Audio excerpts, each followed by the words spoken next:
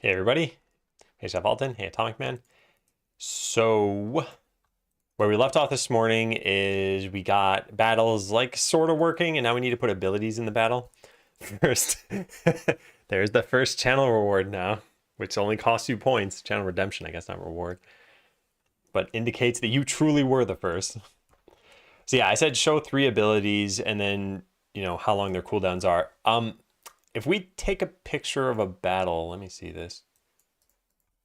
So let me get a picture of this. There we go. Okay. So what I'm thinking is we could put the buttons down here, and we need to fit 3 of them.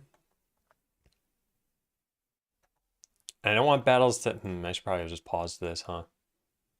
Okay, let's just do that. Pause. Can I not look at the window now? What happened? Apparently not. Apparently Godot keeps coming up on top. Oh, there we go. Yeah, so I could put buttons down here. I don't want it to take up too much of the world. Like a battle right now is taking up what? Like a third of the width of the screen and maybe about a third of the height as well. Like thereabouts, I don't know, maybe a quarter of the height or something. That's not too bad. I want it to be so that you can have multiple battles playing out at once and you'd kind of be able to see what's happening. So I think keeping them as small as possible is good, but then the abilities need to have the ability name and you need to be able to still read it. But anyway, whatever, let's go figure this out. So we've got to make an ability button and let's think of what it actually does. So an ability button, this is used for battles to select your abilities. Well, to select, to use an ability, that's pretty much it. So it has a cooldown. This is based on the ability itself. Yeah, this is based on the ability itself. And then on clicking it, it should execute an ability. All right, hey Schwartz.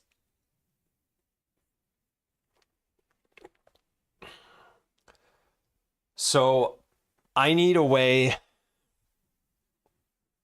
I probably want an ability class that has, some sort of like use function. So ability class that has a use function. Can this interact with, I guess like inherit from that?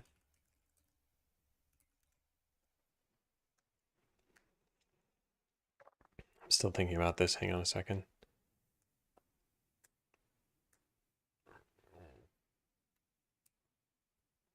Yeah, it has a use function and some ways of getting the name or description. Something like that. If multiple battles can be on screen at once, you have to implement logic to keep them from overlapping. Yeah, I don't think that should be too bad. We could just keep bumping them to the side until they no longer overlap, because their size should be static. And then maybe we just draw a line to the character that they came from or something. At least that's sufficient for the prototype. Like imagine we had another 3 characters over here. You might have battles covering different parts of the screen. You might run into a problem if you had like 20 different characters fighting. And maybe if you have lots and lots of characters, maybe what we could do is we could just shrink the whole battle by like a scale of, 0.5 or something. I'm not sure what we'll do for that. Yeah. Also, one of the polish things I want to do, where is it here, is going to be make the character you control, or make overworld characters face the direction that they're moving. It would have been faster to just code it than it was to write this down, probably. All right, I think this is pretty good. I think we'll go do this. Where'd the design document go? Here it is. I'll paste this in here. So we go make ability button, and ability button is, oh, and then on hover shows a tooltip. So there are going to be 3 of these in the battle. They can be constructed with the battle. The tooltip could actually just show on the screen, though. I don't think that's a problem. Yeah. All right, do I have all this stuff written down over here? Show 3 abilities. All right, well, let's go to get started.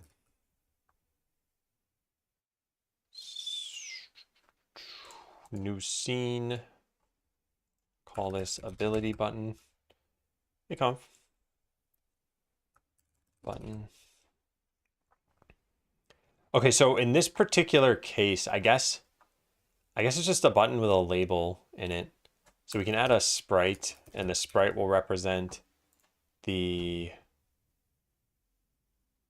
Wait, I just thought of something. Making new sprite frames for everybody, right? Maybe this is a code cleanliness thing. Consider reusing sprite frames so that we don't make a new one per character when we can reuse them. Maybe even benchmark this before doing it.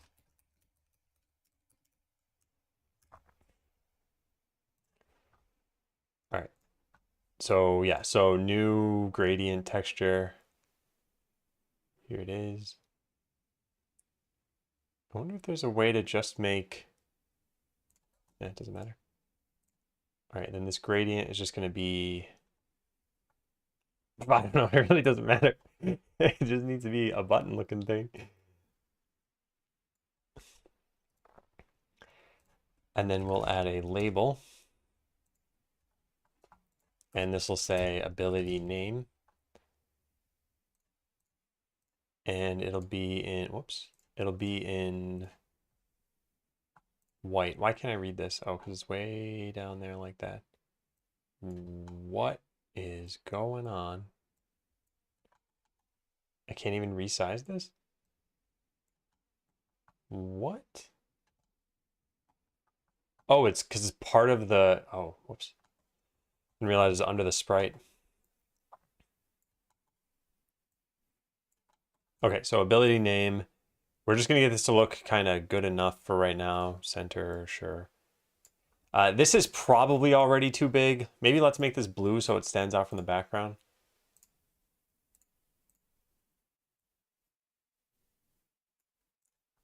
Or it lights up or something, I don't know what. And then let's probably just add it to the battle window. Ability button. Okay, so battle window is going to need a few of those. Ability button. Yeah, this is huge. This is bigger than the whole window. Shows how much I know. All right, let's like way shrink this down.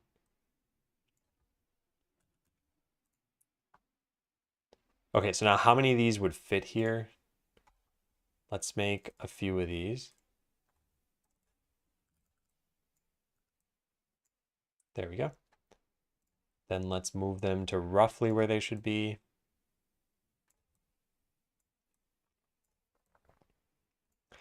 Yeah, so this is what I was picturing.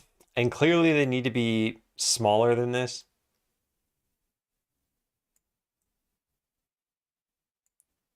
Yeah. I don't know if they'll be too small if I do that. Let's shrink the font size of this. 12 pixels. What are the ability names I even have? Are they too long for this sort of thing? Slash, sweeping arc. Okay, sweeping arc looks like the longest one. Lightning zaps looks like the longest one. Maybe cloak of shadows is the longest. Yeah. Okay, so cloak of shadows. Could we fit that on here? No. Okay, so in order to fit this, we'd have to like really compromise on the size of this. Yeah, this should start to look illegible, right? It's no, it's still, you can still read it. It's just not great. Well, the other thing too, we could just make it so that the name gets put on different rows, so it's like it's word wrapped.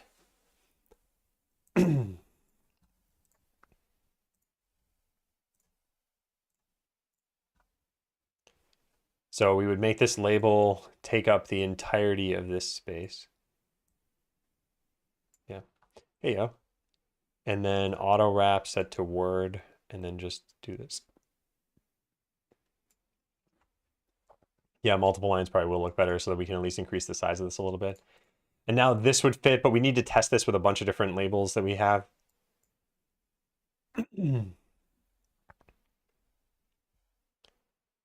Oh, I don't know.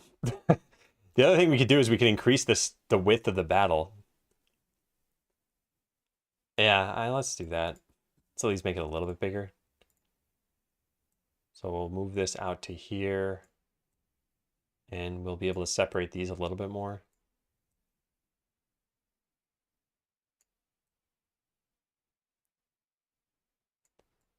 Yeah, I don't know why I'm laying these out right now. It doesn't matter.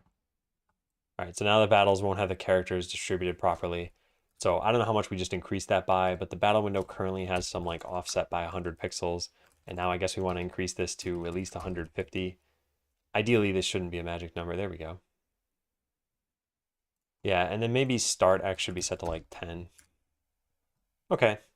So now there's a little bit more space in the battle. I think that's fine. And now yeah, I think that's fine. Could make them vertical. I don't know if that's going to be better. Are you saying like there are two ways of thinking about this. Right now we have this laid out as like player and then enemy and then ability 1, ability 2, ability 3. We could make the entire thing vertical. So like, I guess the player would probably go below the enemy and then the abilities.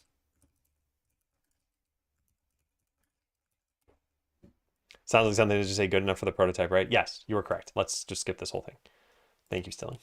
Or Study, sorry. I read that as Stilling. You have the same color as Stilling's name, but you are not Stilling. Okay, yeah, so this looks good enough. Now we need some effects for the button that we had on the other screen, the whole like on hover, because you need to know what you're about to select. So you have ability button 1 through 3. All right, so let's have this get filled out in the battle. The battle is going to pull from your primary character. So maybe we put this, maybe we do add in start battle again. Did I write this down over here? Yeah. Okay. Might look better on portrait, but on a landscape. This is just a computer game. It's not a phone game. I don't think there's a problem with making it a phone game, but that's just not what I have planned at first. We'd probably need to like rethink the UI for that. It's not worth doing it yet.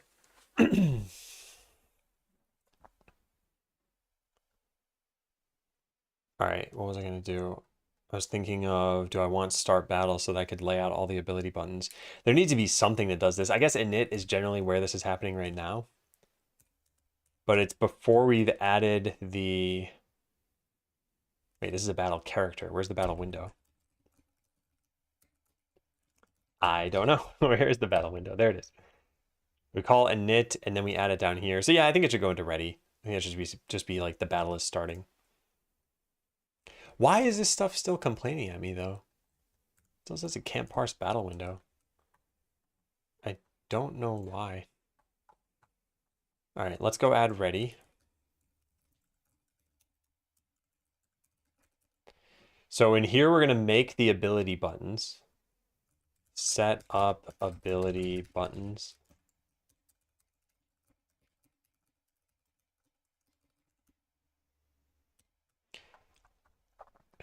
Okay, so what are we doing here? We're going to look at your primary character.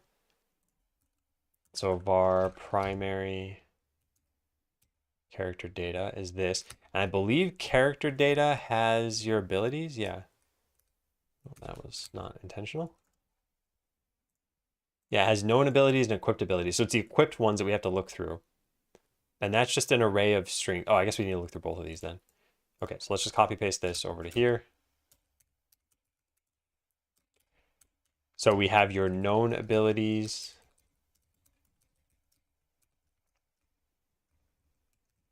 Equals this dot known abilities and then the equipped abilities.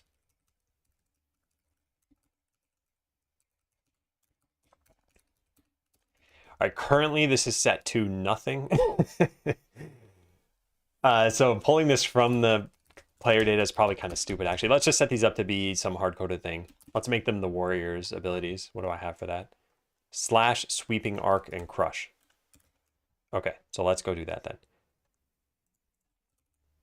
So var ability names. What was that? Kit. I can't ever read raids unless I'm looking at OBS. It didn't show up in chat. Hi, everybody. Kit, I hope your stream went well. I have started working on, let me show you all this. I should be able to demo this. I've been working on a game.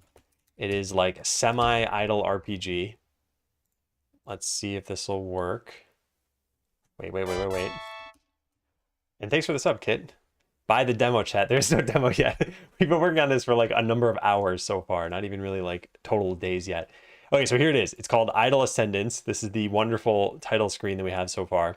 It's a single player game. I am working on prototyping this, and we're just trying to get to the point where I can distribute it and have people test to see whether it's fun. So I click start new game. We get to pick our character. Like I said, it's a prototype. None of this stuff looks great yet. None of these abilities are even in the game yet. So I pick mage, whatever, start the game. And now I get this character in an overworld that looks like trash, and all the enemies are moving to the upper left. But you can move around, and when you get into a fight, for right now, it's just automatically playing out. But I'm coding the ability system, and you'll be able to choose an ability. But here's the trick. So you'll click, and you'll use slash or fireball or something like that. But then as your character levels up, you're going to slowly start automating that character. So imagine at level 2, you get a skill that is something like 25% chance to automatically attack in battle. And then at level 3, that goes up to 50% and so on and so forth until you get to a 100% chance. At that point, you're no longer controlling the battles. So this is essentially how the automated aspect of this comes in. And you might be like, okay, well then where's the strategy in the battles? And that comes from you picking which abilities you have. So I've kind of designed, like you can see here, I've kind of designed a little bit of this. It's like, this is the warrior class. There are 5 different abilities. You can equip 3 at any point. And so you might pick the direct damage one and whatever, a buff for yourself and maybe an AoE attack. And then your character is going to use those automatically based on maybe some logic, maybe just randomly, I don't know yet. And based on where you are in this world, you'll fight different enemies. So maybe, I mean, this represents like the forest area, right? Maybe in the forest area, there are groups of lots of enemies and you want AoE abilities. And maybe somewhere else, the desert area, there's like single enemies and you want really strong damaging abilities and to not, die as you're fighting. So yeah, so what we're gonna be doing all of today is just still prototyping the battle system. I'm working my way through this list. Unfortunately, the code isn't public and this list isn't public. So, I mean, if you like what you see, then in about maybe a couple weeks, I would expect this to be available as a playable prototype. Hopefully I can make that much progress in that time. And then we're going to just ask some really important questions like, is this fun? How long is it fun for? What do you think the game should have in it, et cetera, et cetera. And if it turns out that people don't find this fun, then I'm just not doing it. So a long, long time ago, I worked on a game called Botland, and this took me 4 years to make.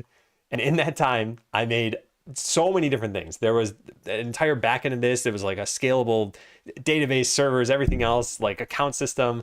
You connected the game, you got match made with other players, etc.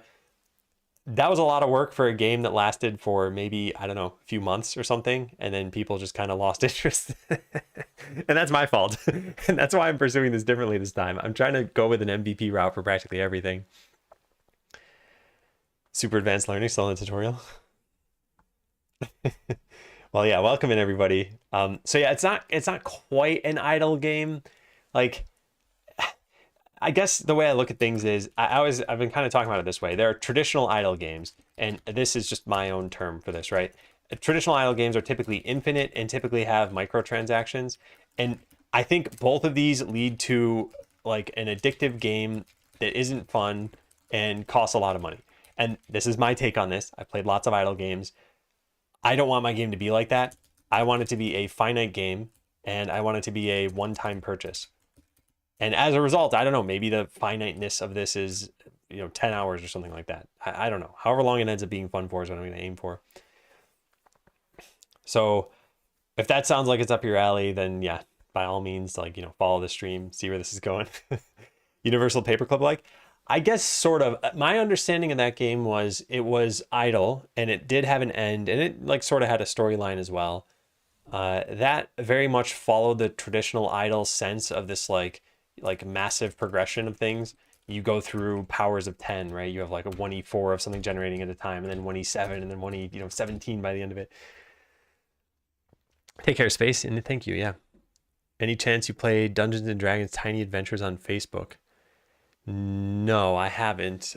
I played a few idle games, although I probably couldn't tell you the names of all of them because a lot of them are mobile games that I play, and the names aren't all that memorable. But I remember playing a lot of them and just feeling like this combination of stuff has a precarious balance between fun and addiction. And like, how do you know with any game are you having fun? And how do you know you're not just addicted to it at that point? And I think we kind of inherently know, and it's not something I can exactly put my finger on. And I think a lot of idle games steer more toward the addiction part of things. So yeah, is my internet fixed now? It should be, yeah. I got a new router a while ago, and I think the frame drops I was having before were probably due to using Restream. Yeah. Melvor Idle. I don't think I played that one. Your actions felt like they did something while simultaneously not requiring you to check things and click on them every 3 seconds. Yeah, I think to me, there's also a balance between, like, if you think about it, a full idle game would be like, check on it, I don't know, once per day or something like that. And a fully active game would be like, you die if you don't touch your character for 5 seconds. Picture in an FPS, if you're just standing still, someone's probably going to kill you. In an RPG, you're standing around enemies, they're going to kill you, something like that. So something in between this that's probably a little bit more toward idle. So maybe you're, making changes somehow every, I don't know, 5 to 10 minutes. Or maybe every 1 minute. I don't know. I haven't fully decided. That's why we're prototyping all of this. Yeah. Not mutually exclusive. Yeah, fun and addiction. Yeah, I agree. I think there are elements of both. I think what's addictive doesn't have lasting power for fun after a while, if that makes sense. It's like, you start a new game and you're like, oh, this is so cool. You're exploring. There are lots of systems. Then you get to maybe the grindy aspect of it or something. So yeah, so we're going to be doing some prototyping for this. And what we're working on right now, as I just mentioned, was the ability buttons in the game. So this all just says Cloak of Shadows right now. I need to make these say various abilities that you actually have. So a lot of this is a coding stream. I mean, we're going to be showing the game every once in a while as I test things, but yeah, hunkered down. Like I said, if you're into this sort of thing. And Kid, if you're still there, thank you again. WoW is addicting and not that fun. Yeah, and I think a game like that, it has fun parts. And when you're having fun, it sort of justifies the other parts you did that sort of felt like work, maybe. Yeah, there's also a mini game when I take breaks. Yeah. I mean, about 40 minutes. Keep adding features until his game is fun. If he didn't enjoy it, he wouldn't release it. Yeah, I don't want to continue. I don't even want to develop this if it turns out to not be fun. So this prototype we're doing, like I said, maybe we aim for like 2 weeks. The real development of the game would maybe be, I don't know, 5 months or something, 3 to 5 months, something along those lines. Not sure. How hard is it to use one of these keyboards? It's not too bad. I made a couple videos on this keyboard if you want to check them out there. Well, that's one of them, and then that one links to another one. So what we're doing for this is we are going to make a bunch of ability names, and they're just going to be fake names for right now. So we're just going to make a set of strings that is slash and sweeping arc and what was the other one? Crush, I think. So these are the warrior abilities, but we're just hard coding them for now. Again, part of the prototyping things. And then the ability buttons that we have, we're going to, I don't like how that happens. We're going to get all of them and then set, so for I in range 3,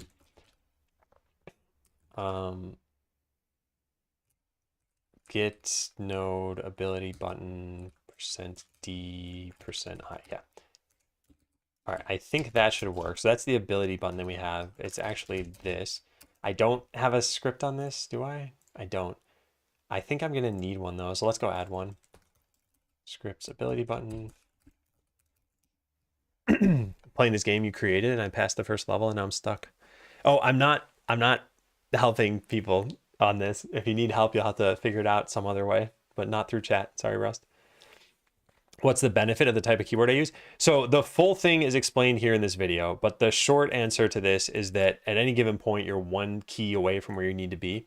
So there's no like hand resetting, which could cause strain or could cause you to make typos. That's generally the short story to this. So for example, if I want to type numbers, my hands are already where they need to be for numbers. If I want to type symbols, my hands are already where they need to be for symbols, right? I want to, navigate text or change anything or type whatever. It's all just the same general positions. So there's just very little hand movement on a keyboard like this. On top of that, I'm using Colmac instead of QWERTY. So QWERTY, everyone's pretty familiar with, but Colmac tries to minimize the distance you type English words and then minimize same finger bigrams. So for example, if you ever type with your pointer finger all of these keys in a row, which on Colmac is L, N, and H, like these don't often show up next to each other in a word. So they tried to optimize for that so that you're able to type quickly, but it's for English, right? So this doesn't work for every language. And there are probably layouts that are optimized for every different language, but I only really speak English, so I only know about this. But yeah, I really like using it. I think it's been great. It takes some getting used to. There's a learning curve. There's a lot of customization you can do. Learning a new layout is daunting. I also made a video on that somewhere on my channel. It's called like how the learning curve feels. But I switched about maybe 9 to 10 months ago, and I still feel like I'm not back up to my QWERTY speeds. Somewhat related to the game I mentioned. To your point, a lot of idle games are actually Skinner box clicker games, which yep, I agree. And I think that's part of the whole like, is the game actually even fun? And I think a lot of people download these and it's like there's a lot going on in them and it's interesting. It's just not necessarily fun. How long have I been learning it? The keyboard? I got this somewhere between 2 and 3 years ago. And when I had QWERTY, I got to the point where I felt pretty comfortable with it. And then I switched to Colmac in June of last year. And now, like I said, I'm not like fully back up to speed. I can still type and I can still type somewhat quickly. It's just, I think I was more accurate and a little bit faster on QWERTY. Job forces you to use QWERTY. What? I've never heard of that before. What general job do you have? Yeah, I don't think I've ever heard of that. All right, ability button dot text equals ability names I. I don't want any pressed stuff here. I don't think we really need this. We only need a click handle though. Why not? Thanks for subbing. Welcome back. Almost at 3 years. 25 years of index finger typing is hard to unlearn. Getting a new keyboard can help with that. Like if you got this sort of keyboard, you probably wouldn't be typing like that anymore. The short bit I had seen reminds me of Everland. I don't know what that is.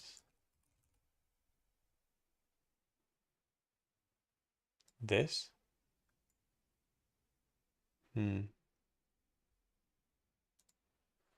Yeah. I haven't heard of that. All right, so we set the text to this thing here. I'm not going to connect anything to it. Property text is not present on ability button. Yeah, that's because it's not there. We need the script to have some like set name, maybe name label. Yeah, so we'll just do that. Set name. All right, now let's go code this over here. Func set name. Name is a string. And we're going to do this name label dot text. Okay, I don't think this is going to work because I think I need to restart Godot. Yeah, that's probably the issue here. Oh wait, set name is just a thing. Oh, never mind. Okay, so set, I don't know, details. Let's just rename it.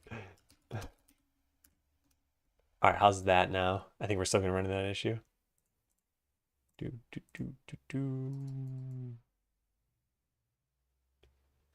Ability to attempt to call a function set details in base null instance on a null instance. Oh, I see. These are probably not named what I thought they were named. Ability button 1, 2, and 3. Ability button, that should be correct. Oh no, it starts with, this should be I+1. Okay, and then there's one other problem that I had. Oh, what was it? Oh yeah, skipping the Skipping the title screen. I want to turn that off. There we go. Hey, Crows. Once tried learning a split keyboard using 2 QWERTY layouts. That's definitely something. Since Microsoft decided to unsupport custom layouts in Win 11, just recommend against that if you ever work with Windows. The layout that I have is coded right into the keyboard itself, though, so it should work just fine with any operating system. Like, I could even use this on my phone, and it should be okay. And yeah, let me know if you have any questions, Dark Ghost. Working information security, company has 2 types of keyboards I'm allowed to use. Oh, interesting. I see. To prevent any sort of, like, I don't know, firmware-based malware that might exist. Yeah. Is it easier to code your stuff in Visual Studio? So just to be clear, this is Visual Studio Code. It is different from, it's not capitalized. I'm emphasizing this. It's different from Visual Studio. Visual Studio is typically a little bit heavier weight than this and tailored toward a few languages, whereas Visual Studio Code is supposed to be lightweight, kind of plugin oriented, tailored toward a lot of languages. And is it easier to code stuff here? It's easier to code the stuff here, but it's not easier to debug here, which is rather unfortunate. So if I put a breakpoint here, for example, I could only kind of see some very basic information about what's being done. And I don't know if it's any better in Godot, and it's like too hard to switch back and forth. Okay, so we have slash, sweeping arc, and crush now. So this is kind of what I wanted. I think we need a little bit more padding around this. So for this ability button, I probably need to make this label not take up the entire thing. So we need to look more like this. Okay, now what's that look like in the game? Yeah, that's decent. It's at least good enough for now. Ideally, we'd center it in both directions, which I think we can do. Yeah, there. Right? Is that going to work? Yeah, nice. Okay. Yeah, that's pretty good. Okay, next up, we gotta make it so that we've got, I'm going to do these things next. Hovering over the ability should show a tooltip. Clicking the ability should use the ability and put it on cooldown.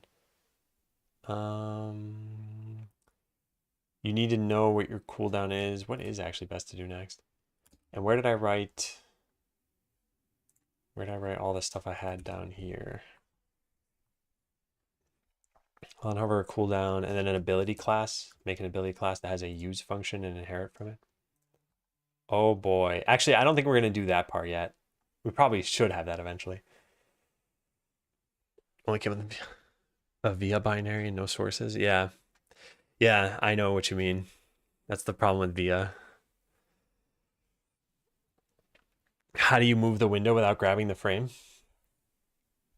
I use something called rectangle. I don't think I have a command for that, do I? No, I don't. Rectangle Mac app. Yeah. So let's type this out. Adcom rectangle. Adam uses an app on Mac OS called Rectangle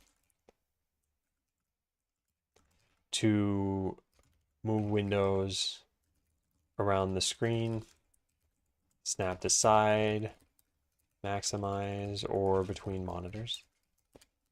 There we go. How's the progress? It's pretty good. I'll show you what we have. I mean, it's not crazy, right? But now we have battles playing out. You can see enemies dying and my own little player characters dying. And I put in some fake buttons here. Oh, there's another problem I just realized, which is that sometimes the enemies show up over the battles. We're gonna have to fix that too. I'm gonna put that into polish because it's not actually super important for right now.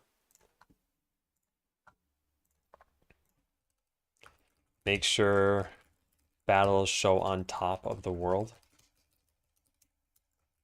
Probably just make nodes for adding overworld characters and one for adding battles.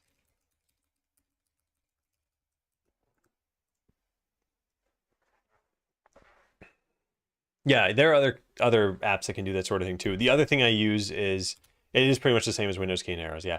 The other thing I use is something called Hammer Spoon, which is a general automation tool. And I have a script that lets me navigate between windows very quickly. And it is this. So I can press Alt-1 and go to Chrome, Alt-2 and go to Finder, Alt-3 and go to VS Code. So if you ever see me like, flying around the operating system like this, then that's how I'm doing that. And I find this to be very, very helpful. And I have a special one that goes directly to Twitch chat. So like if I hide this tab over here and go somewhere else and then go into a different app altogether, I can press a keyboard shortcut and go right back to Twitch chat. So very helpful. What's that command thing on the browser? Are you talking about this? This is a tool I made a while ago called Homepagerizer. I'm not sure if this is what you're talking about, but yeah. It's a way for you to just be able to quickly put links onto a homepage somewhere. So you can add a link and you can put whatever you want here, like GitHub or something like that, and type out the link. You know, I'm not going to actually do this. And then it would just be there on your homepage.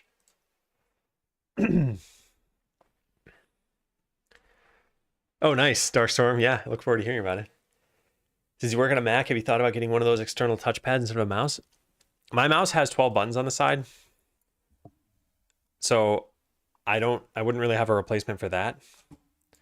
Like I use this to move windows around. So like I can maximize, I can switch between monitors. I can switch between tabs over here. I could close tabs. I could, there's just a bunch of stuff. I typed something on the URL bar. Oh, wait, I think you were talking about this, something like this site. This is just the site that hosts my commands that I have for my bot. This is what shows up when you type the commands command. You might be talking about something else though, and if it is, I don't know what it is you're talking about, so sorry. I probably need to see a screenshot of it.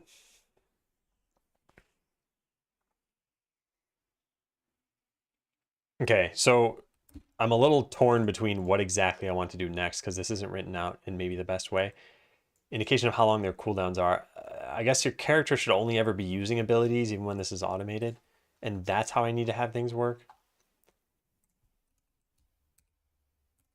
Your character should only ever be using its abilities.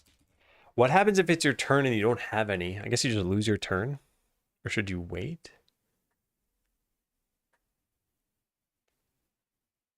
I don't think you would expect that to happen. Maybe you would.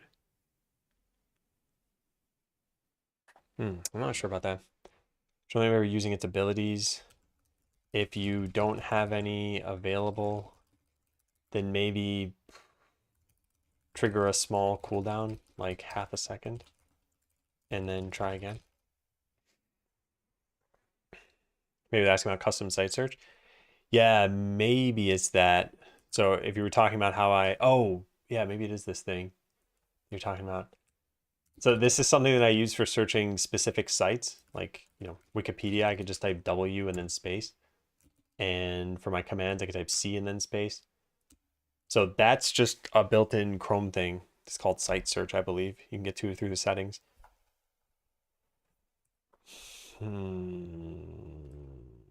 Yeah, I should only ever be using... I'm so torn on how I want to do this. Like what I want to pursue first. I think the first thing I want to get is just like hover colors working for this. I wonder if you can modify a sprite's background. Oh, we already know you can because I did this for something else. What did I do this for? Character select option.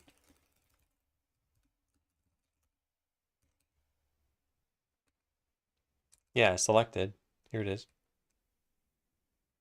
Oh, there were just two different backgrounds. I see. Okay, I could do the same general thing. We could also probably just change the gradient color though. Yeah, that's probably possible. Let's try that out.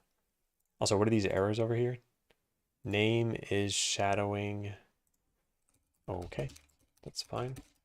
And what's the other one? Property text is not present on node, but maybe present on label. Okay, so this as label.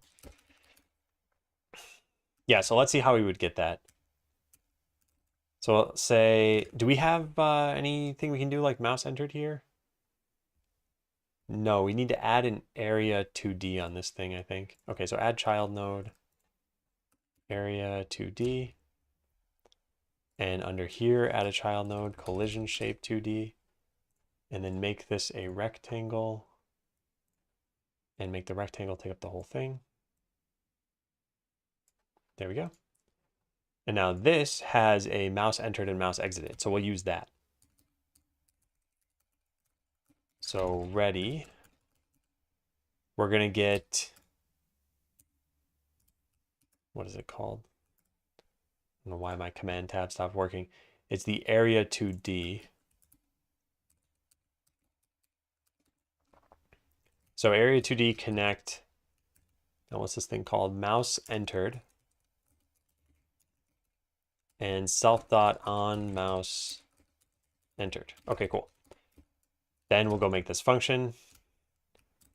And I want to get the sprite 2D. So var sprite 2D equals sprite 2D. And then we get its texture something. Texture is going to be a gradient texture 1D. Oh, you know what I could do? I could just make it, I could just change this modulate. In fact, I could probably do that right from here. Sprite.modulate. Yeah, wow. Well, that's what we're doing then. Let's change this to pure white. How do I do that? There. Okay, so we just set this to white. Why is it still blue? Why is this blue? What's going on? Oh, because there's an area over it? Oh my God. Okay, yeah, I see. Half a second is very long. I think it's probably fine. I mean, we'll find out in prototyping, right? Like, does it feel bad? Would you even know when your turn is supposed to happen? Because there's no indication of it right now.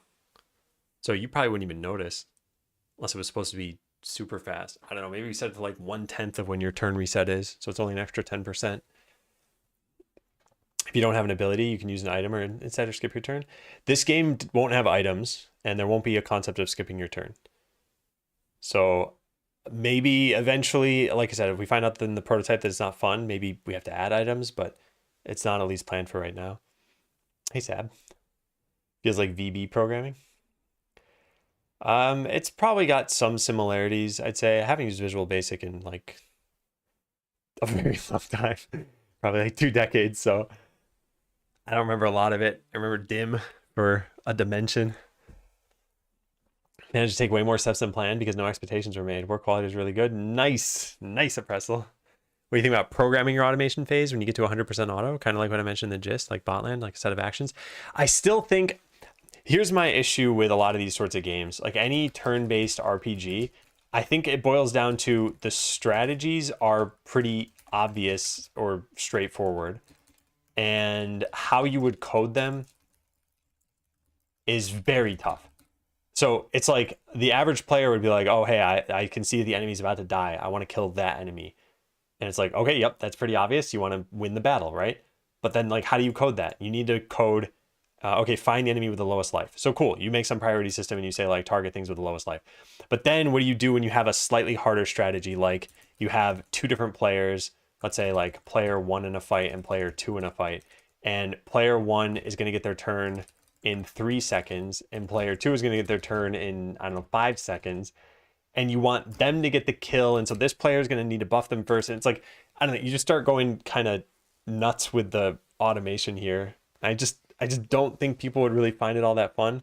The other thing too is once you program anything or once you have any priority system, you probably want to start debugging how it's working. And if you have an auto battler, you just be like, oh, well, I don't have control over that. So I just kind of accept that.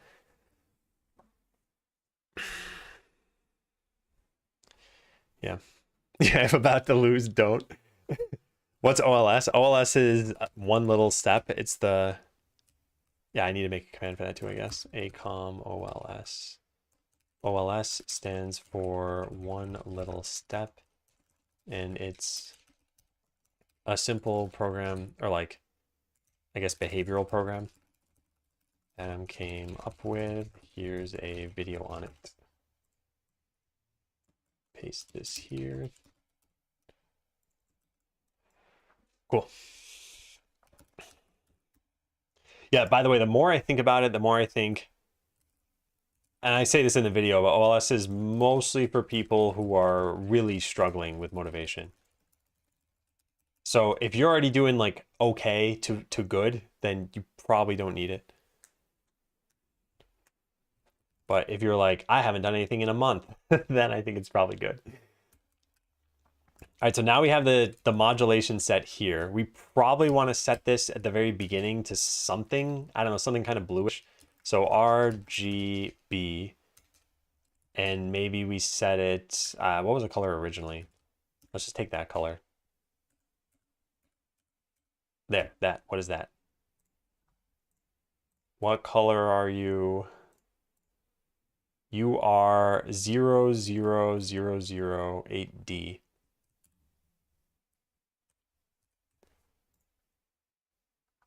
Okay. So 8D, OX8D divided by 255. So we set this to 0.55. There, that's the same color we just had. Take that.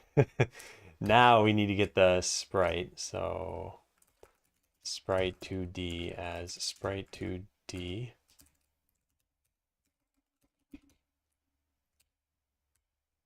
Yeah, and then set modulate. All right, so set background color, and we'll take in a color, and we'll do all this. Yeah, and then we'll call set background color. It should know what I want to do, yeah. Okay, so when the mouse enters, we'll just make it, I don't know, lighten a little bit, darken a little bit.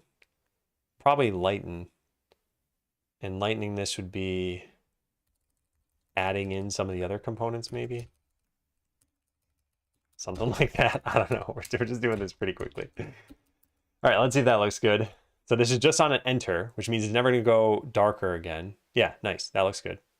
It's at least clear that you've hovered over it. Maybe even go a little bit more than that. So maybe we change these to 2s and this to 0.75. Oh, well, S plus Y low power combo. You're going to know everything.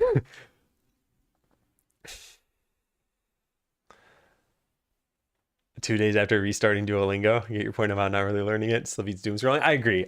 And I think, look, a lot of this is just to instill some mindfulness in people, these videos that I make. It's not like, hey, live your life this way. It's like, hey, think about how you're living your life. Have you ever used Vim motions? I have used Vim motions. I just don't tend to use them. That's all. Maybe I should give them a shot again. I think people ask me quite a lot about it. I just don't think it's like super inefficient what I'm doing, even if it's not the most efficient. Do you not get tired of speaking for those long hours? Just asking. I mean, it takes energy. I think I try to stream for about 6 hours per day, and there's a 1 hour break in the middle. And I mean, sometimes I am just kind of thinking and mumbling things, so it's not too bad. Which reminds me, I should probably drink some water. You think Tuesdays is a good idea for YouTube views? I had a thought/idea where you could schedule the video for Wednesday around your lunch break. I think that's actually a really good idea. Yeah, I'm gonna write this down because I was thinking about this the other day too, and I think that would at least boost the initial views, which might get it out there kind of faster. So let's write this down for Tuesday of next week. Tenets for that day and journal for this day. Tuesday is hold the video until Wednesday. Yeah. I think it's a good idea. Okay, so we have on mouse entered. Now we need on mouse exited, which is going to set this back to the starting color. Exited. I just shouldn't have even remade that. And let's make a const, I don't know, starting background color equals, does it know? No, it doesn't know. 1, 1, 5. Oh, what am I doing? These are zeros. Yeah, so that's the starting one. We set this here, and we set this down here. And then I guess we'll also make a const for hover color. It should be the only other color we have. Yep. And then this will set. Cool.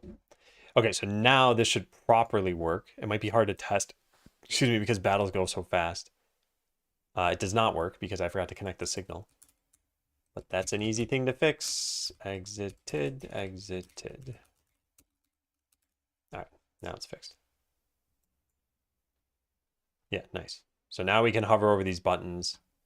You can't click them yet. Yeah.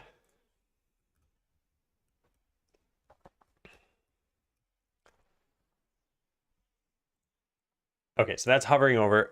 When you hover over, you should see a tooltip show up. And the tooltip should give you some information. for now, I don't think it's important to do that. Yeah, I think this is necessary for when we launch the game, but I don't think it's important for getting battling to work. So let's put this here. I'm not even sure it's important ever, but add ability tooltips to battle. Yeah.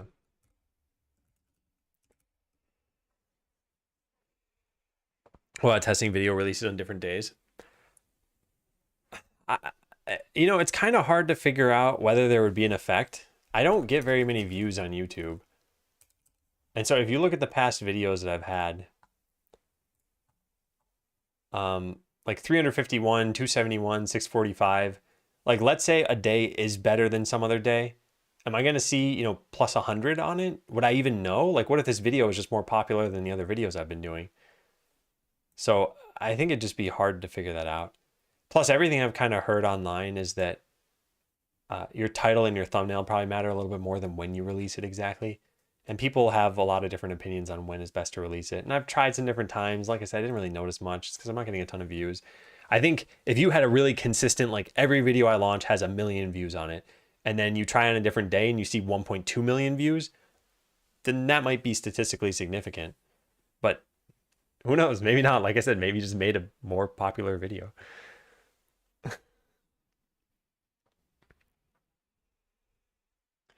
Nothing happens. Would have ended the stream 3 times there. What, Bagel? I probably said something, but I've already forgotten what I said, so. Do you mind explaining what the context is? Just throw your new video links on Twitter with some related hashtags, always some views. Yeah, that's another thing I gotta do. I was actually meaning to talk about this at some point. I have it written down for today. Talk about getting people to post my videos. I just wrote, I need help, and I have a hard time asking for help, and I have a hard time doing this stuff myself. But yeah, I definitely agree with that.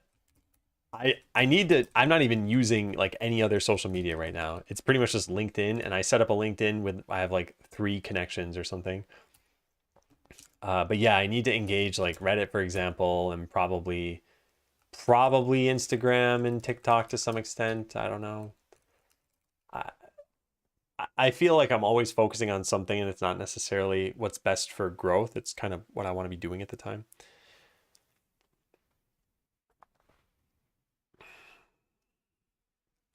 Yeah. All right. So we moved this out of one task, but I don't think I actually deleted it from here, did I? No, I didn't. Yeah, I don't think the tooltip is all that important right now. All right, so delete this. I do need a marketing manager. You could take the same video and publish it on multiple different days and compare the views. Yeah. Or I guess maybe from different accounts or something. It's always kind of hard to know exactly how the YouTube algorithm works. And I think I at least have an idea of how it works, not because of working at Google or anything, but just I think generally, and I've seen this in a bunch of different, it's a shortcut for draw D. You have impressions over time. And I generally see a curve that looks something like, what is it? I don't know. I'm probably going to draw this wrong, but it's something sort of like this, where it seems like YouTube tests giving you a bunch of impressions. And then if it works, then they'll give you another bump in impressions. And if that works, they'll give you another bump in impressions. And then keep checking what your click-through rate is. So at any given point, your click-through rate should be probably like greater than 7%. And if it is, then they'll, you know, keep giving your video to more people. Because the ideal YouTube video is one that has a 100% click-through rate. People see the thumbnail and they're like, I cannot not watch this. I have to go click this video. That'll never happen. But yeah, I don't know what the best YouTube videos are. Maybe they're 12% or something. Maybe they're not 12% because they're shown to such a wide audience. Do you have the A/B testing feature? No, I literally just, I think yesterday, applied for the first like partner milestone. I got 3,000 public watch hours. And so that lets me get super somethings. I don't know what they're called. Super messages or something and merch or something like that. I don't know. I didn't really pay attention. I don't think this one really matters that much. It's 4,000 that gives you ad revenue, and that's what I'm interested in. Super chats, yeah.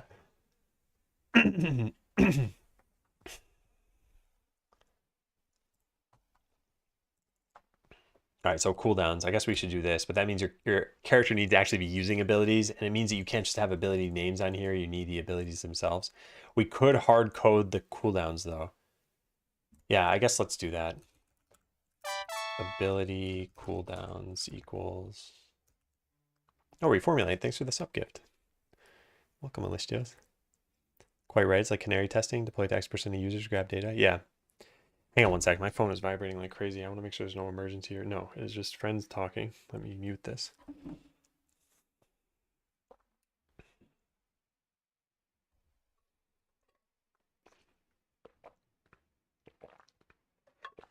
Nice. You can now use name, color, and jump right out. All right, so this will be an array of floats, and we'll start it at 5, 5. Actually, no, let's pick different numbers. 5, 10, and 15. Maybe they shouldn't be nice round numbers like that. I'm gonna pick some weird numbers here. 9.2 and 16.3.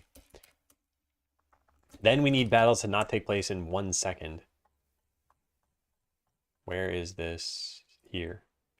Yeah, get time until turn reset value. This will be set to 2.5 seconds.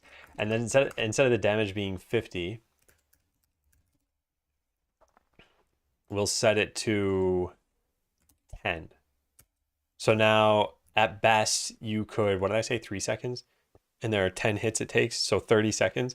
So a battle is going to take 30 seconds to play out. This will at least give us some testing overhead, or I mean wiggle room. All right, so your ability needs to have a cooldown displayed on it. Do we have a process function? We do. Okay, so we're going to probably change this to be process characters delta. And that's where we get this function, process characters.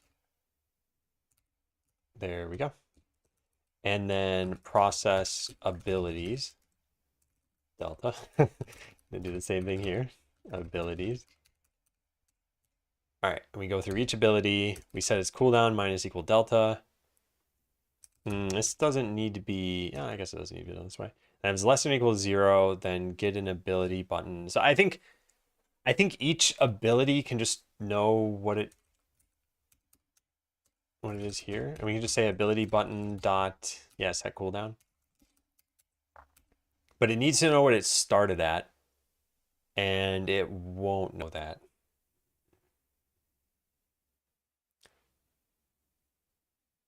Yeah, so I had set details somewhere. So this is ability names, and then I guess we also need to give it its starting ability cooldown. Okay, so now we go to this and we take in a like cooldown reset, I guess, which is a float. And I guess we say val here too, and then say this equals this, and set this up. This will be a float. All right, good. And then we added one more function. Where is that function? Set cooldown. And this passes in the current cooldown. Cooldown, yep. All right, so now how do we want to represent this? So games do a lot of different things. I think some kind of like the bar just fills up or something like that. I think that could be fine. So we would need a second. We need a second rectangle that we can animate here. So we'll say cooldown percentage float equals. So the cooldown is the current thing. So we say the maximum of 0 and the current cooldown divided by cooldown reset. Yeah. So this is going to be a number that goes down to 0%, indicating that your ability is ready.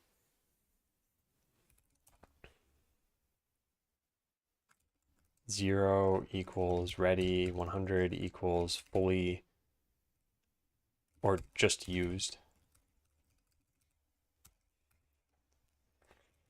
All right, and we need to render something with this. Let's turn this off for now. So, this is gonna be too hard to do, isn't it? I'm so bad at visualizing things. I want to just, I think I want there to be, I'll just make a second rectangle, whatever. We'll say this is like the cooldown bar. Yeah. And the cooldown bar is going to take up the exact same size as that other one. Why is this gigantic? Okay, fine. We'll just zoom out.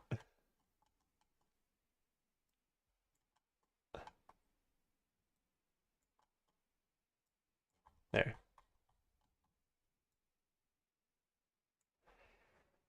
Okay, so this one is going to be just its alpha is going to change, I guess, from like here to here. I don't think it's going to be clear. How do other games do this? They use like a radial thing that tells you how much longer is left on it till it's cooled down.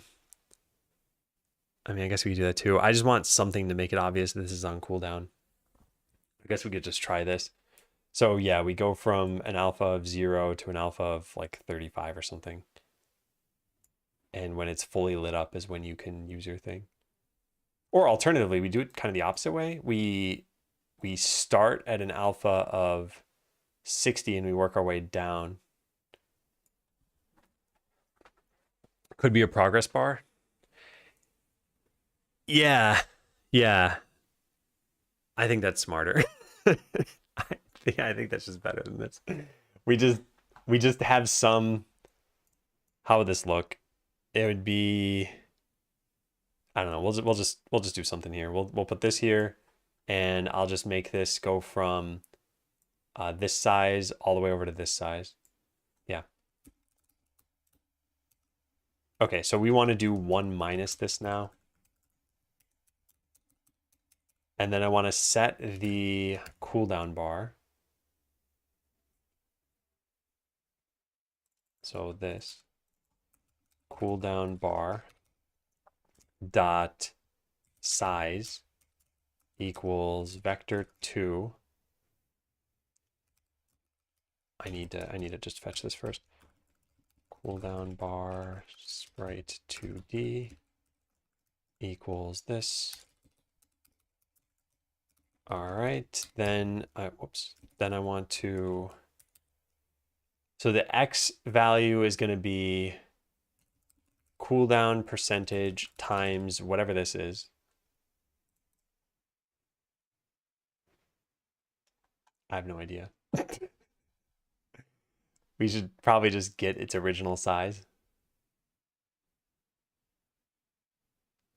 Oh, you know what we could do? We could just scale it.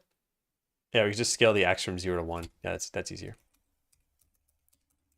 Scale equals vector 2, cooldown percentage, and 1. There, done. All right, how's that look? No, wait, that won't look like anything because I haven't done a couple of things here. Set details. I guess we'll set this to 5 by default. Oh, it's a const. Whoops. Okay. So we set a cooldown here. Oh no, this should actually work, right? Yeah. Yeah. Let's see what happens. Something's happening. Looks really stupid.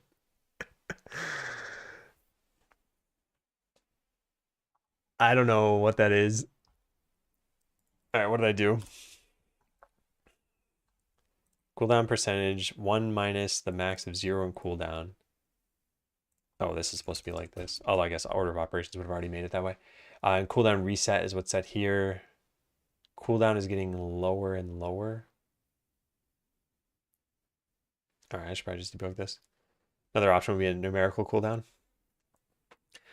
I don't think there's a lot of space on the button, so I'm not sure where I'd put it. I guess I have to overlay the entire thing there. But I want this to be somewhat more subtle because eventually you're not going to even be clicking these buttons. They'll just be automated.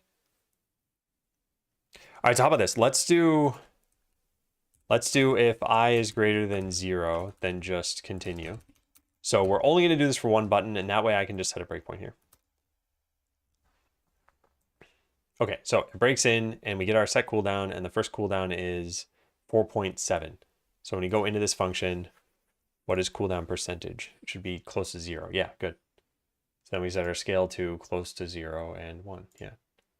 Then we go back into this, and now a lot of time should have passed. So now it's our cooldown. 4.5. How is that possible? Oh, because time isn't passing while I'm broken in. Okay, well, eventually we're going to get to the point where this is a little bit lower. So let's just click the play button a bunch of times. There, yeah. All right, now what is this set to? Now it's 0.23. Yeah, I think that's working correctly. So why does it look stupid? I don't know. I should figure this out after my break. All right, so for those who haven't seen this, I made this game in December, and it's what people can play during my break. It's called Jump Royale. When I've started it up, you just type join to join, and then J and a number to jump. And the goal is to get as high up in the world as you can by the end of the time of my break. It's an attack tick, like a global cooldown where the default attack occurs every 2.5 seconds. Yeah, I don't have a default attack, though, for this. I don't think I want to add one. I think if you're just out of abilities, you're out of abilities. But yeah, I want to take my break now, so I'll be right back. Is it jump time? It's jump time.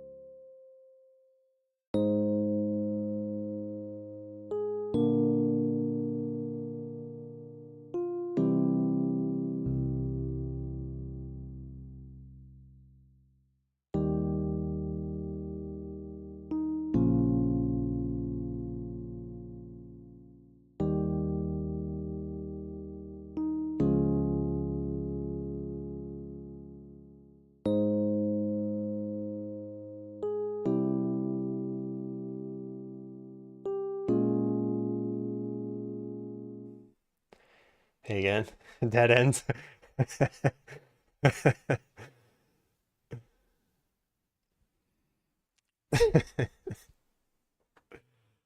was amazing. Well, thanks for playing. Yeah, I think it's a fun thing to have happen while I'm on breaks. And I'm not ever really, watching or paying attention too much until I come back at the end.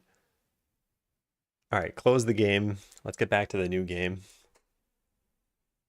Oh, you were you playing? Why did that not work? Close the game. Man, I really have to enunciate clearly. Okay, so setting this skill didn't work. We could actually just test this though, right? This cooldown bar. It has a scale here, and oh, I see. Oh, because it's not actually what I was trying to set. Yeah. We need to, this is kind of silly. We need to go from 0 to this number, 0.293. So whatever, fine. Start scale float. And we'll set this here equals cooldown bar dot scale x. Yeah. Scale is not present. I love it. Okay, so now we go from cooldown percentage times start scale. Is that gonna work? Oh wait, oh, and 1 is the other problem. This isn't supposed to be 1. This is supposed to be like 34 point whatever. So this should actually be a vector 2. And then we delete this, and then we do this start scale dot x and start scale dot y. All right, now I think this will look correct. Now whether or not it looks good, I don't know, but it's at least what I hoped for. Yeah, this is what I was trying to do. So does that look stupid or does that look good? I don't know, but the colors are not working anymore. How did I break that? Oh, because of the area 2D? Yeah, that's how. No, they're still not working. What happened? What happened? Did I delete this?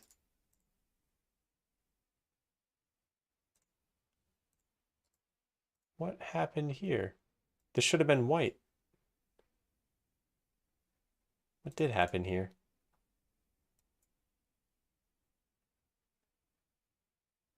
What? I'm confused by this. Set background color is setting the sprites. I should just call this background. All right, now this sprite 2D stuff can all be changed. Background. Can you do it so it's not scaling from the center? Yeah, I could change that.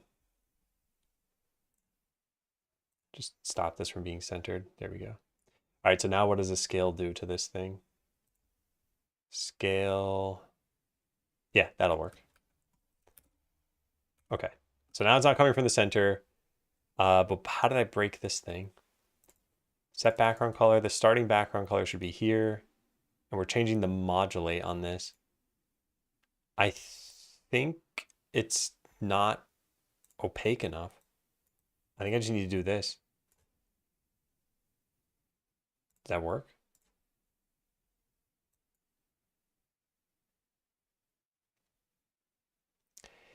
Yeah, but I feel like I'm changing multiple of these at a time. Did I duplicate? Oh my God, I know why. Because these aren't unique.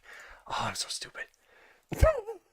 Okay, let's Command Z. Oh no, we can't do that. Okay, fine. Well, whatever. Let's make this unique.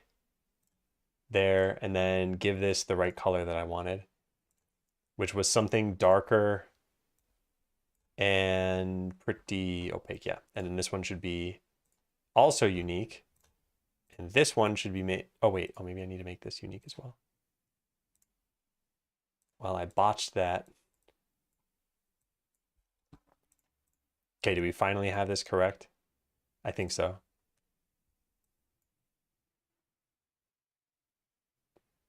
Yeah, nice. Okay, so again, that was the. Oh, wait, no. I Command Z too far. This is still growing in the wrong direction. Oh, because I uncentered the wrong thing. Oh, just not paying attention. There we go. All right, so yeah, now you see it filling up, but I don't think it's clear that it's, maybe we should make it, once it's hit the full, yeah, it should probably be gray until it's filled up, and then it should turn blue. That's probably what should happen. Do they really give you something substantial? Yeah, I've gotten like 500 plus bucks since I started. Can you adjust the opacity of the text as well to have it look disabled? Yeah, I think that's also probably a good idea. I appreciate the suggestions, Ike.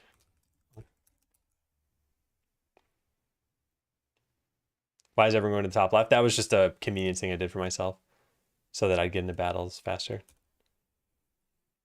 When did I start? I mean, a long time ago, but still, it's like several $100s I wouldn't have had. I mean, it's almost certainly been more than a decade. It probably works out to somewhere between 40 to 50 bucks per year. I mean, it's still not bad, right? All right, so what was I going to do? Name label. Yeah, I was going to make this be a different color when it gets to when it's ready.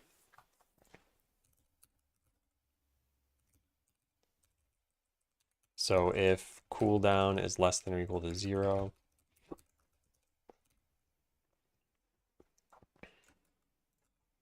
right, so how do we actually set a color? Actually, you know what? No, I'm not gonna put time into this part. I think it's a good suggestion, but I don't think it's worth doing because I want to move on to the next thing here, and I want to make sure I'm just doing prototype level stuff.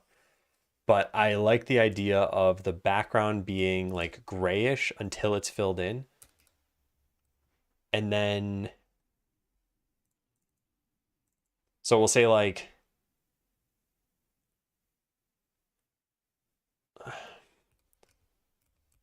background color, BG color when not ready, and BG color when ready. So this should be like a grayish color. Let's just do 0.33, 0.33, 0.33, and then a blue color. Yeah. So if cooldown is less than 0, then set background color to color when ready. Otherwise, when not ready. Yeah, and on entered, we want to, this is kind of stupid how I've done this. This is definitely stupid how I've done this. All right, so we're also going to make a hover thing here. This is just a mistake. I'm spending a bunch of time doing things that I think are kind of silly. Hover color. And this is just like the other ones. Then we make a new gradient texture. And we give it a little bit of a highlight like that. There. And it is off by default. And now instead of this stuff, we just do hover color dot visible equals true and equals false. Can you redeem it for Google Drive storage? No, because Bing is owned by Microsoft and Google Drive is owned by Google. But you can get Amazon gift cards and stuff. Rami, I'm also your least favorite Adam then. Sprite 2D.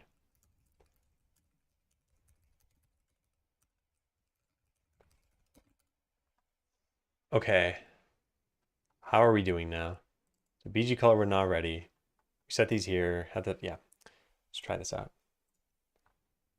So it should be gray until they're ready. Yeah, I need to change that hover thing because that's busted now. Nice. Okay. So yeah, what is going on with this thing? Oh yeah, whatever. You know, it's just some giant rectangle. This was supposed to be over here. There. So hovering over it, I guess, technically does highlight it.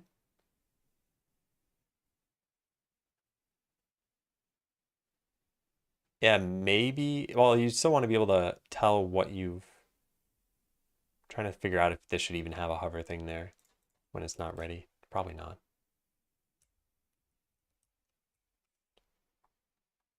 Doesn't matter. I'm not gonna worry about this. Hey, Super Chunk. Throwback to COVID times. Yeah, that's when I was doing this originally. Then I went to work for Google for like 3 years and then came back about 4 months ago. I feel like I learned a bit from watching Project Ascendants. Yeah, thanks, musical mister.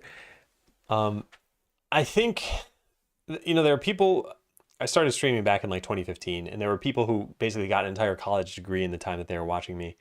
And they said that this sort of thing helped them out, like watching someone code, listening to the thought process, being able to ask questions.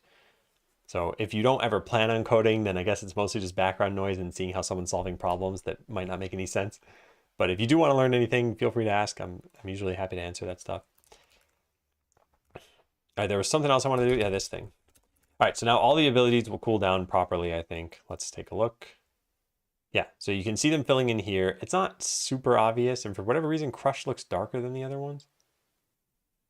Why is that darker than the other ones? No, yeah, there's definitely some lightness problem here, right? Slash looks lighter than the other ones.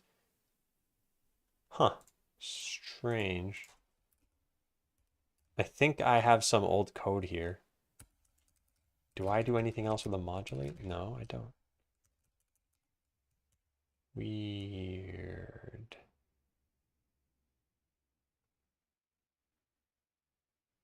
Yeah, weird.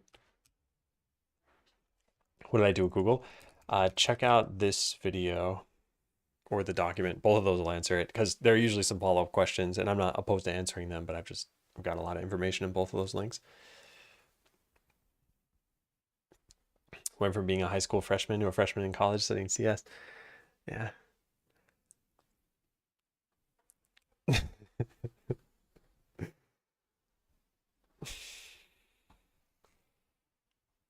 I've had problems thinking about code projects since I watched you. I've had like 20 ideas. Have you started any of them? Funky monkey. You and Rust are both in the same camp.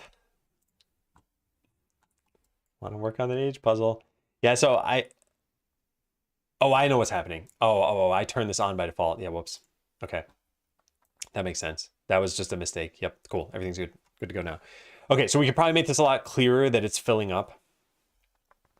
Because at the very least, I want that to be the case. And then, yeah, these are ready. And when they're ready, they should probably be green and not blue. So color when ready, 0.55, 0. Great. Now, hover color is not used anywhere, right? No.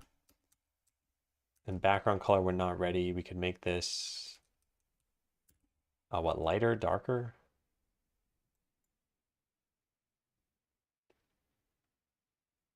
It just needs to be more contrast. I think light gray and dark gray can both even work. It's not clear right now.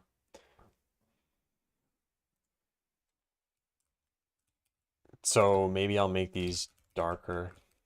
I don't know. I'm gonna be done with this pretty soon. I don't want to spend more time on this. I've already spent too long on it.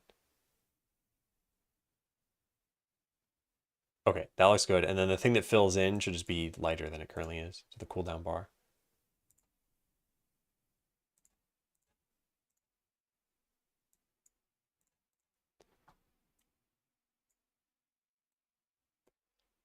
There, something like that. Too bright.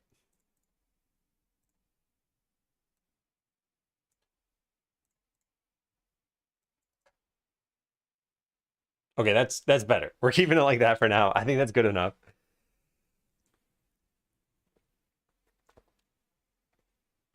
Back at university next month, and I'll have to try to work on them. Cool, yeah. I hope it goes well.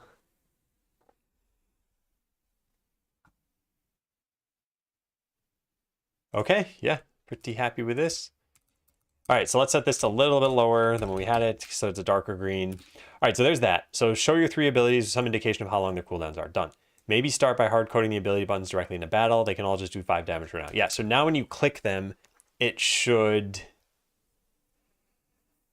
Oh, man, it should use it, but there's actually another problem here, which is that your abilities go on or off cooldown independent from your turn. And it's not clear when turns are being taken, but they're actually being taken right now, and enemies are doing damage to each other.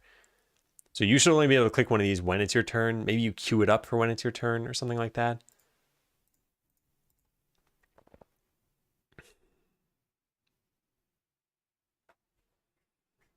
I don't know. Rolled out some guidance for people to trial it. Had a lot of positive success. Whoa, really, Funky Monkey? That's great. Wow. Yeah, that's amazing. I think it's great too. I mean, look, everyone who's done body doubling who I've talked to has pretty much said it has worked. And for those who haven't heard of it, it's really simple. You just call up a friend. You could be online together. You don't even need to be talking. You're just in a call together or something like that, or they're in your house or something, whatever. And you're doing your own activity and they're doing their own activity. And it's typically an activity you need motivation to do. That's it. That's the whole thing. So you could, start a call on Discord with somebody and then just start coding or whatever. And that's it. All right. So these are only actually buttons that you use for like 20 minutes in the entire game. And then your character is just going to automate the use of them for you. So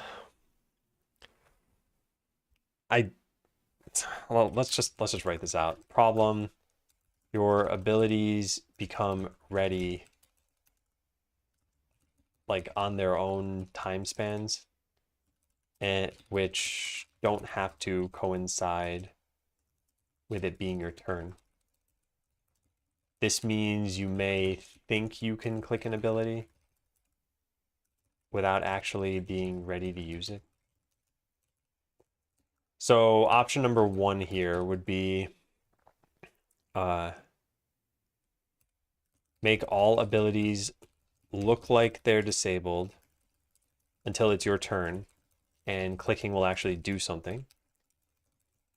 Option number 2 is something like buffer that you've clicked it so that when it's your turn, the ability gets used. And option number 3 is like rework battles so that this isn't a problem. You can just use abilities as soon as they're off cooldown. This is dumb. I'm not going to this option. Am I hunching a bit? I don't know. Let me lean forward in my chair. There. I think I'm leaning toward option number 2, which is you can click this ability and when it's your turn, it'll get used. Mr. Leanstein. I can't believe Caleb started that. Yeah, I think I like that idea. Also, we need these things to be consumed properly. Actually, is there another problem here? Which is like, what happens if all your abilities are off cooldown and it's your turn? I guess you should still be able to click which ability you want to have get used. Maybe you should just draw a border around it.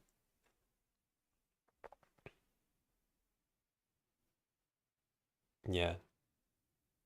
Something like that at least. I should lose this battle pretty soon. Yeah, there we go.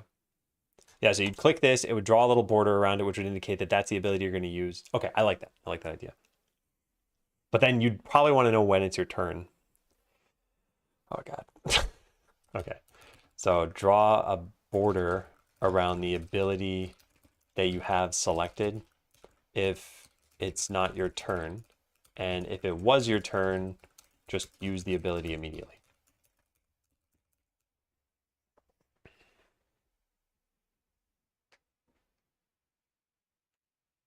Yeah, I think I want to do that. So this isn't so much buffering. I guess it's just queuing it. Because it's not like, oh, I did it 3 frames beforehand and it worked, but if I did it 6 frames beforehand, it wouldn't work. It's like you click it and when it's active, it will get used. I think that's what I want to do. Which means we need yet another sprite here that will serve as a highlight for this. Actually, is there some other way to do this, I wonder?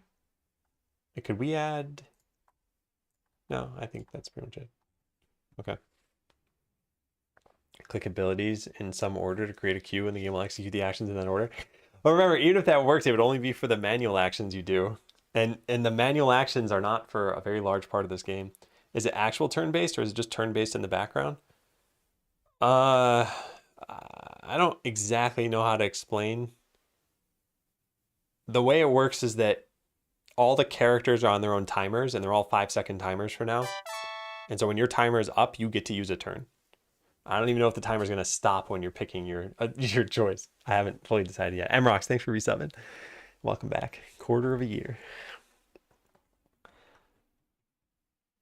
Yeah, so let's add one more We'll call this the border, I guess, or selection border or something like that. And this is going to have yet another gradient texture. And its gradient is going to be something that indicates that it's highlighted. So I don't know, like a bluish color. And this one needs to be slightly bigger than the button. Like that. Yeah. Hey, baby, take care. Hope your queued up sleep goes well. So border is going to be off by default. And if you click the button and the ability isn't ready to be used, so how are we going to do this? We need to know that you've clicked it, first of all. That should be a thing on Area 2D, I think. Is there mouse clicked? There's input event. We can check that.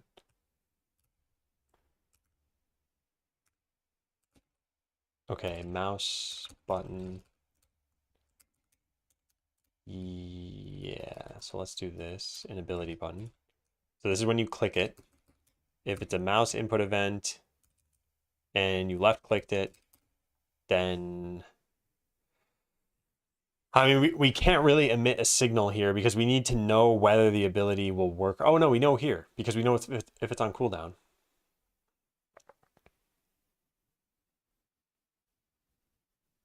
Yeah.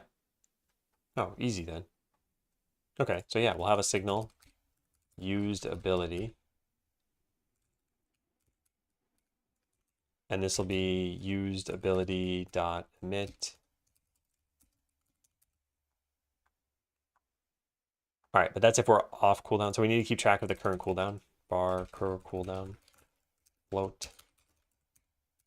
And we'll set that to, I don't know, some number, 10. It doesn't matter because it's going to get set every time down here. Yeah, this equals cooldown. So used ability dot emit, current cooldown equals cooldown reset. So this is if the current cooldown is greater than 0, then we're just gonna do show the border on the button and activate it when ready. Oh, this won't work though, because you can only have one of these selected at a time. Okay, so I gotta do the same thing I did in the other one. Look who's getting good at gradients. Single color gradients. Mouse still hurts. Oh man. Oh boy, Rami. I'm sorry to hear that. They didn't give you any sort of medication or anything like that? Thinking of pursuing a career in software engineering, just wanted your advice. Sure, Arushi. On what though?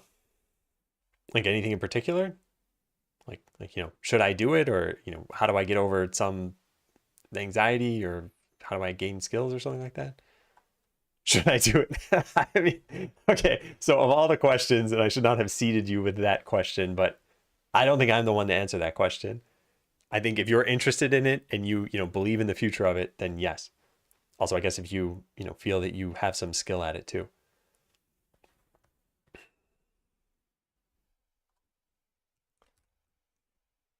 Okay, so this is going to have to emit something like selected ability or queued ability.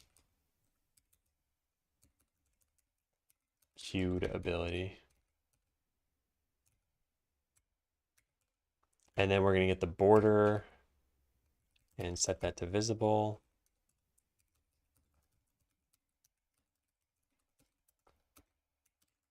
Okay, and then we're going to need to say something like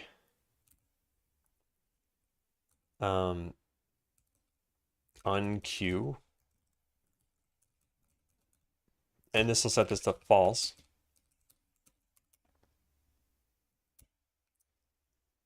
Okay, so now if the cooldown is less than or equal to 0, if this is queued, and we need to know that here, bar is queued, bool equals false, this equals true. Okay, that, whatever just happened there, you see that? It went to Godot for some reason, and then this if statement got messed up, right? No, wait, maybe that's not true. But it went to Godot for some reason. I don't know why that happened.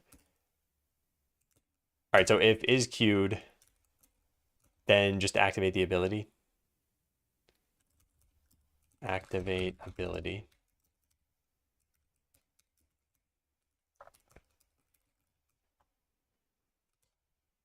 Okay, used ability to emit, set the cooldown. Yeah. So now this is what'll happen here. And that's when we unqueue the ability.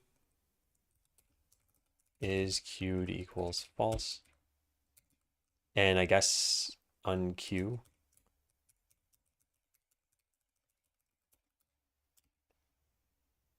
No, we technically just do this over here, right? I don't know where I want this. Probably here.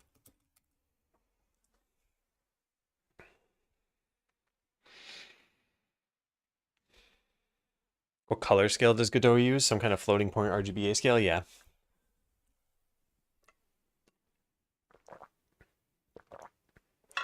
It's what Darkstorm says, just RGBA 0 to 1. Oh, I think I know what Funky Monkey's doing. I think I know Funky Monkey well enough by now.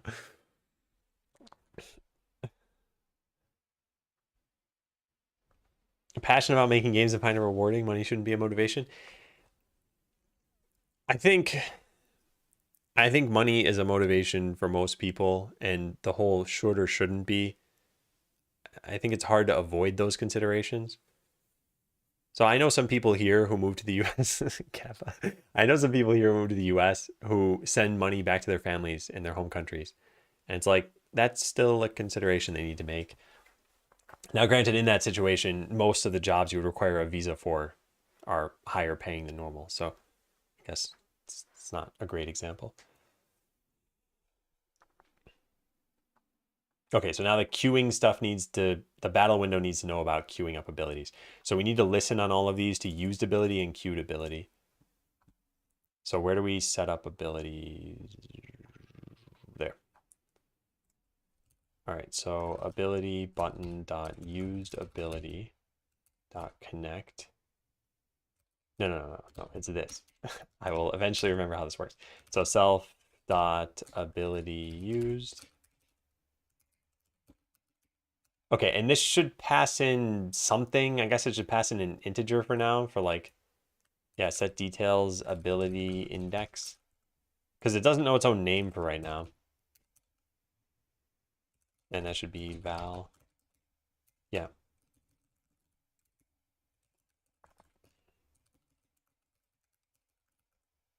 To do replace this once we have proper abilities. This is just which number button this ability is in battle so that signals work.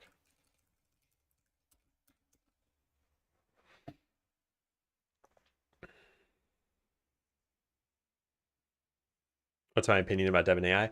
I don't know too much about it. I did look into it quickly and it didn't look like there was a way I could use it. So I would have needed to look at how other people used it or how they considered it to be. And I didn't end up doing that. If I could have tried it myself, I might have done that, like start up a VM and try to look at how it works. So I don't know too much about it.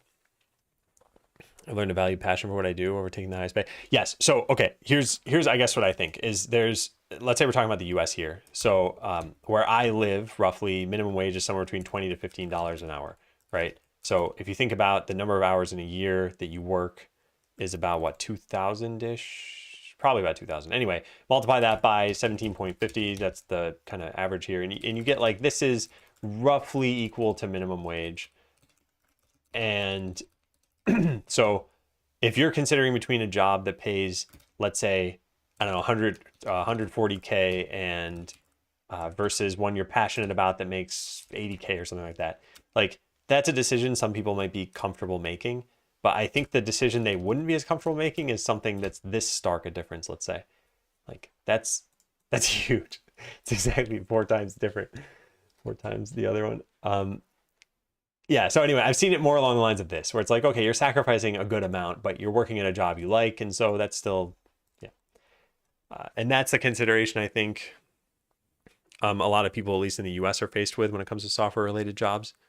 Is like, how hard do you want to crank that money lever, and how hard do you want to work, and what do you want your work-life balance to be? Seeing people posting their losses in value, but the experience you get for that is huge, at least. Yeah, I think it's easy to get hyped about your own game and believe in its future and its success.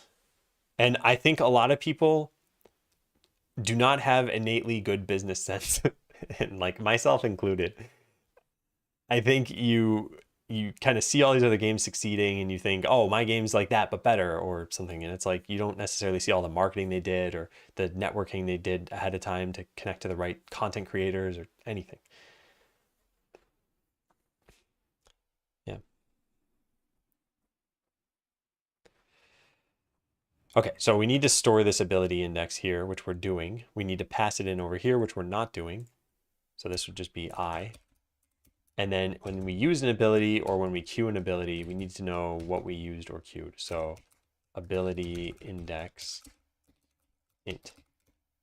Now activate ability calls into this use ability.emit ability index, and then queued ability also needs to do the same thing. Okay, now we can go listen over here.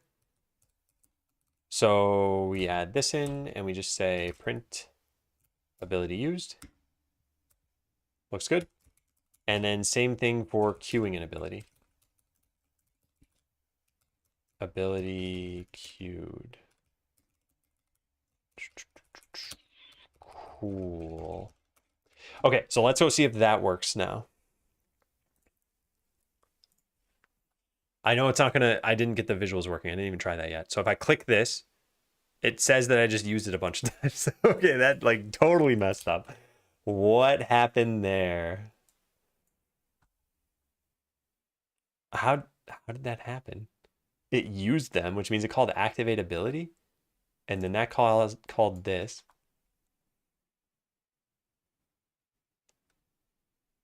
What?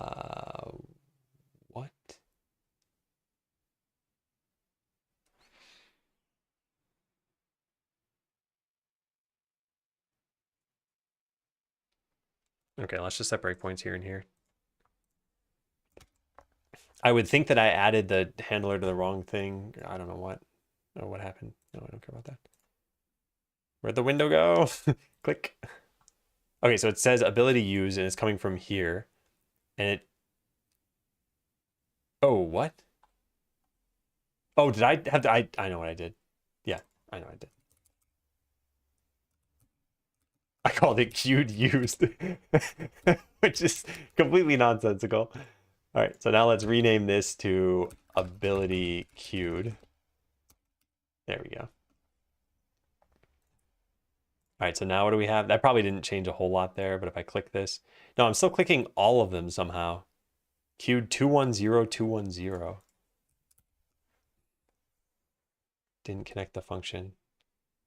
Yeah, that at least connected that part correctly. At least, right? Used and queued. And I only, it's, what was printing out? Queued, yeah, okay, good. It's at least the right thing this time. And is this coming from anywhere else? An unhandled input. Current cooldown is greater than this. Oh, whoop, this should have been over here. Yeah. Okay, else do this. Either way, call it handled. Yeah, that must be the problem. Yeah, but now we're only able to select crush. Am I adding this to the wrong thing here? Area2d.connect.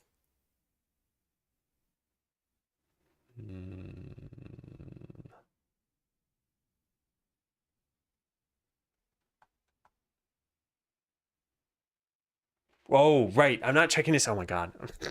I'm not checking to see if you even clicked this button. I'm just checking to see, did you left click somewhere in the game? Oh man, I don't know what I'm doing anymore. All right, so let's go to select option. I had code for this over here. On GUI input. GUI input.connect. How does this even work? Till what time am I streaming? Probably another, I don't know, hour and a half or so, maybe 2 hours.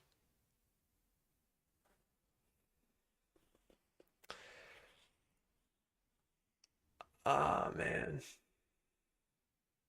Well, let's look over here. I guess we could tell if you're clicking this one because you would have, why is it not working? You would have the mouse entered it. Why do we have, wait, no, this doesn't, requires input pickable to be true and at least one collision layer bit to be set. Input pickable to be true. Input pickable. Yeah, that's true. And a collision layer to be set? I guess so, yeah. Something's wrong here. Ah, man. Yeah, something's wrong. How did I do this for the select option thing?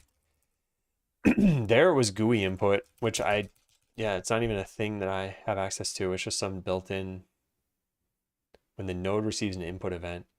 But this doesn't work the same way. This is just unhandled input, yeah. All right, well, I think we can probably just check if the mouse is there, right? Mouse event dot position, yeah. So if,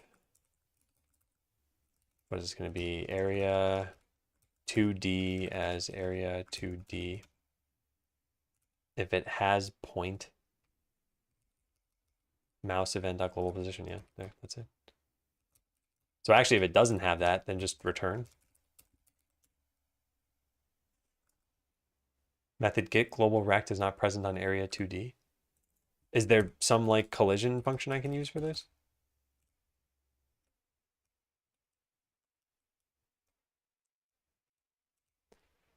Bunch of draw functions.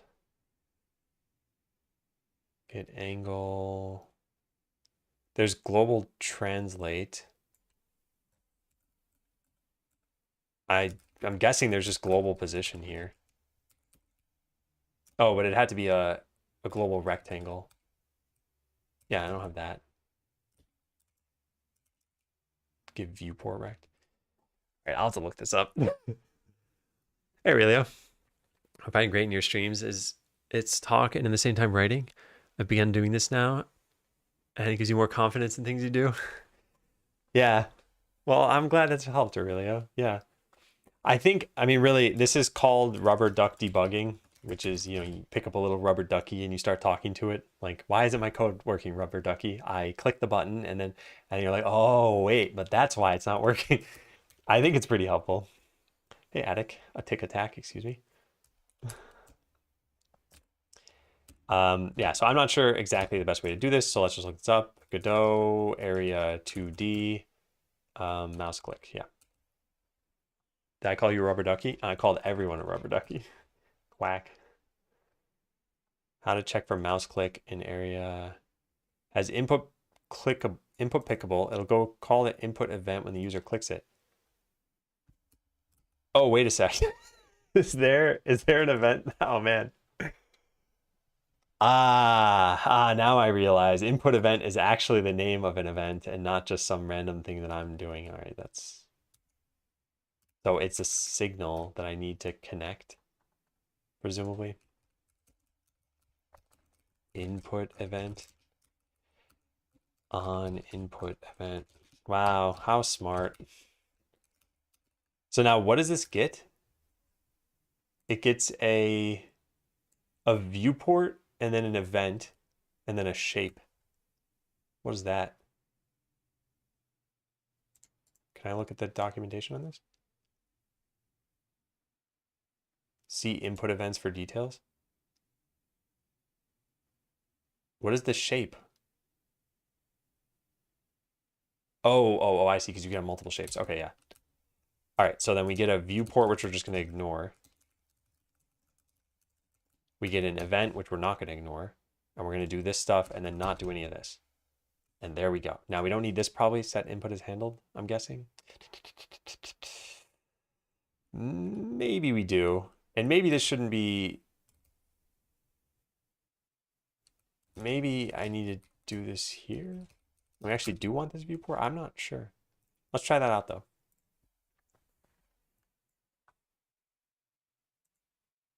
Did it work? Nope, it's like thoroughly breaking here. Error calling from signal input event to callable on input event. Method expected. Method expected what? Method expected 2 arguments but called with 3. Oh yeah. And then this was the shape index or something like that, which was, I assume, an int. Is that correct? Shape index. Yeah. Do Blender 3D scenes work with Godot? They should, yeah. Semi-idle, what does this mean? So I'll show you in just a sec. Did I get this working? Just restart this. Doesn't look like it. Anyway, semi-idle is you will start by moving your character around and picking your abilities that you use. And then as you level up, you'll get a chance that your character just automatically picks what to use in battle. And then as you continue to level up, that chance will eventually become a guarantee and you'll stop picking your abilities anymore. So at that point, it's becoming more and more automated. And then you'll get more characters and you'll need to go through that same like automation kind of loop with that.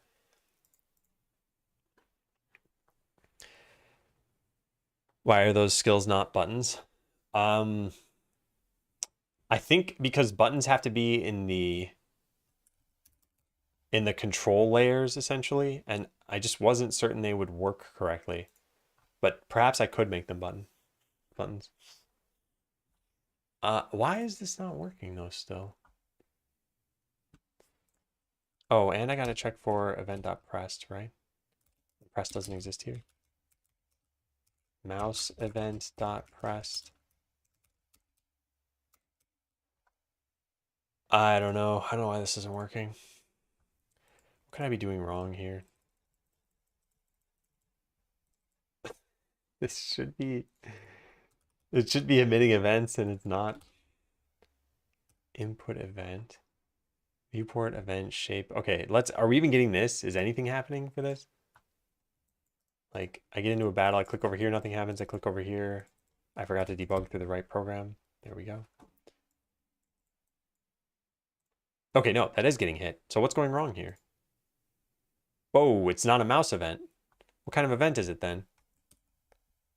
How is it not a mouse event?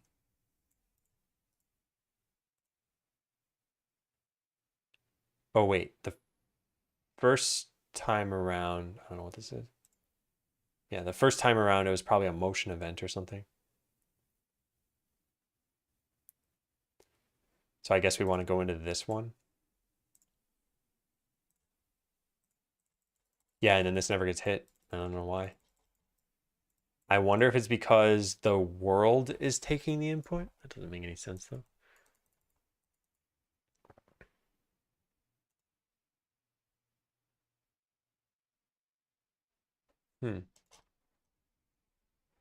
We could test that by just stopping the world from handling this. You later have any control over the automated battle, even when you reach 100%.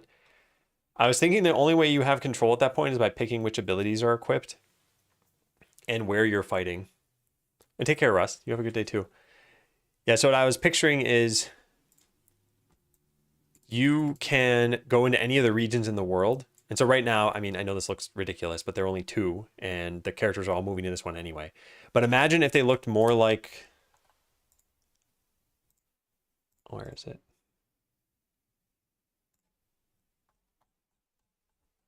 They had a thing in here somewhere. Where is it? This one. Yeah. So imagine if the regions looked a little bit more like this, where you have like a little dungeon looking thing and there's some doors in between. And if you kill enough enemies here, one of these doors opens and you can go from here down to this one. And now there are enemies in here too. And so moving between regions is like, you know, snaking your way through these or maybe teleporting through them eventually. And so you're picking where you're fighting and you're picking what abilities you have. And depending on where you're fighting, the different abilities might be helpful. So for example, in here, maybe this is, you know, the fire dungeon and there are lots of fire enemies and fire attacks. And I don't know, your character's weak to fire. So you give it a heal ability or something. Hey, Mohammed Studio. Anyway, that might not be enough control. Maybe something more is needed. We'll eventually take a look at that.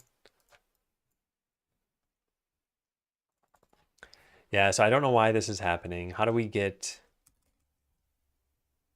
input event when the user clicks it? This is the same thing, right?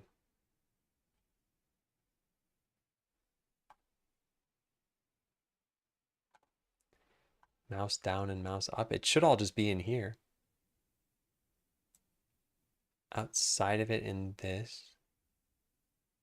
Set process input. Oh, it's not even a signal? Oh my God. Oh man. It's literally called input event and it's built in, so I don't need to do whatever I just did. Wait, but this function was getting called. I don't think that's correct. I don't know. Let's just see what's happening. Of course I missed it. No, it's still not working. Shape index is never used. Set input as handle is not present on object. Shouldn't even be an object. Should be a viewport.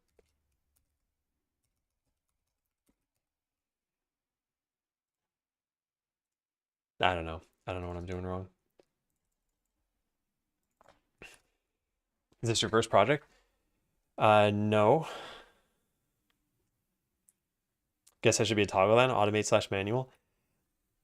I'm not inclined to allow you to do manual battles at some point in the future, unless, I don't know, like there's a really compelling reason for it. Because I just don't think the battle system is going to be based around you eventually taking manual control. So yeah, Dottie, the problem with setting breakpoints here is that I'm not actually able to tell what kind of event it is. So like if I set an event here and then debug this, I think because it's through VS Code, I get very little information about this. I'm not getting anything right now. I think I did have to do it the way that I had it originally. So we do this and this and this. Yeah. So it will break in, but then event just shows up like this as an object with names of root, which is the name of the node in the scene tree. And maybe debugging through Godot itself would be better. Set a breakpoint here. Well, what I'm saying is I have no way of knowing what kind of event it is regardless. All I would know is that it's an input event mouse button, and it's not, and I know it's not, and I can't get those to show up, but I don't know what kind of event I'm getting.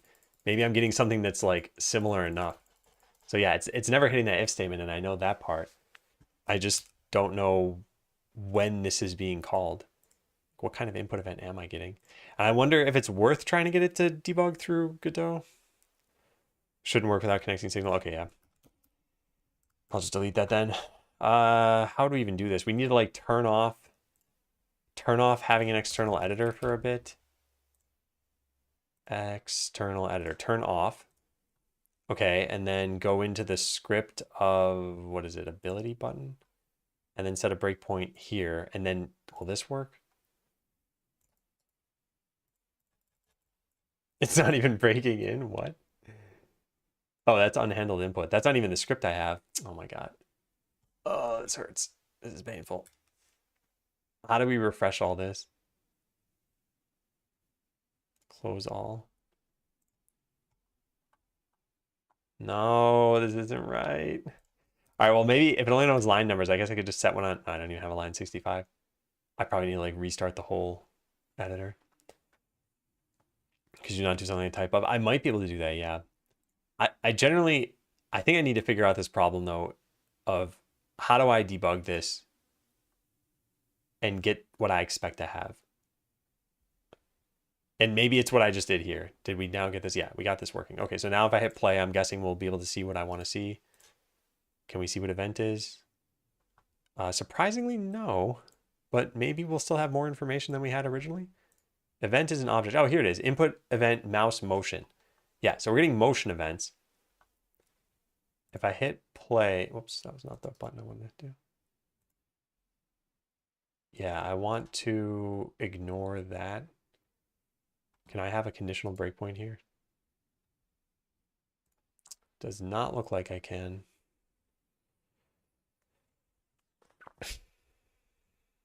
Yeah, but I guess we just never go into here, huh? Oh, wait a sec. It broke in then? I guess because it was a double click event? I must be handling this elsewhere then. I think that's a problem. Factor button index. Factor is what? How many clicks? Double click is off. What happened here? How did it actually break in this time? It doesn't think What is going on? Okay, I right-clicked. It got a right-click, so I must just not be consuming that. Yeah, this is probably pressed is true. I can't even see it. And index is probably right-click. Okay, so then I think that confirms my hunch that it was coming from consuming the event from the world map. I just don't know how that's the case. I guess it's handled above in the tree before it goes farther down in the tree. So I need to handle this differently.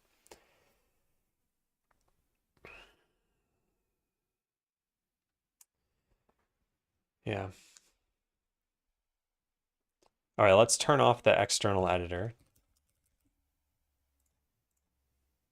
Or turn on, excuse me. And then I guess reload the project again. Sure, I'm not going to regret this.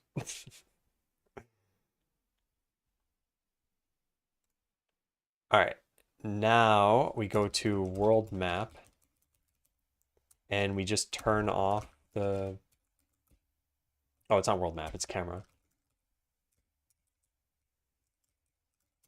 Yeah. Does that get this to work? Actually, still no. What? Is something else setting this as handled? This is the ability button. This is the camera. Oh, I see. Okay, let's turn that off. And let's turn that off too.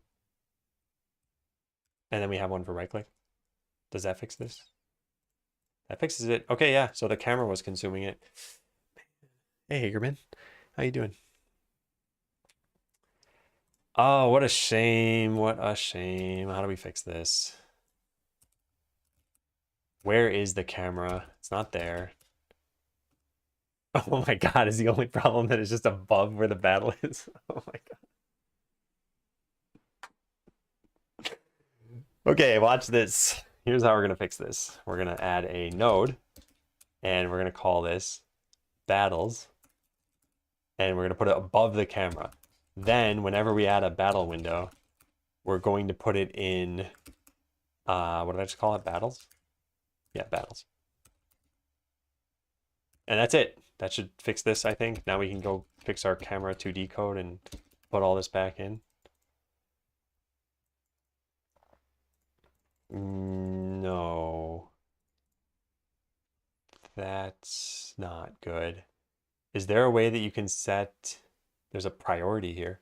Nodes priority and execution order of the enabled processing callbacks. Physics priority. Is there no like, oh, here we go, Z index. Controls the order in which the nodes render.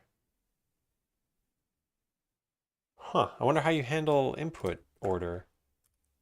Godot handle input order?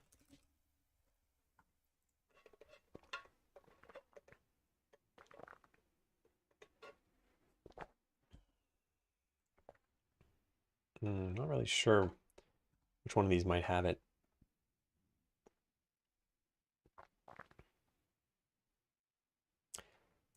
Received in multiple locations depending on the purpose. How does it work? Every input event is originated from the user or player. The display server for each platform will read events from the operating system, feed them to a window. Viewport does quite a lot of stuff in order. Focus window, input event, GUI event, shortcut, input event, unhandled key, unhandled input, and then physics picking. So I should be an input event. What is the camera doing for this? It's an unhandled input. So how is it consuming this then? Because by the very nature of it, I should have already gotten the input event over in my ability button. Where is the ability button? Close these other things.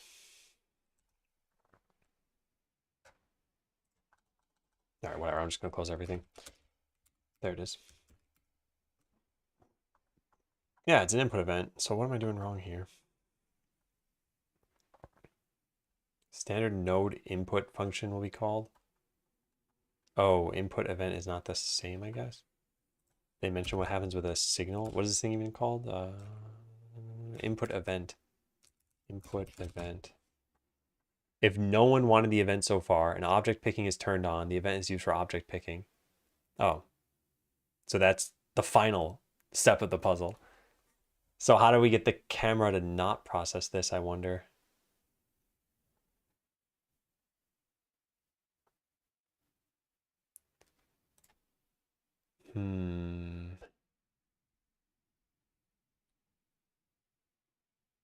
I don't know. Godot camera taking input before input event.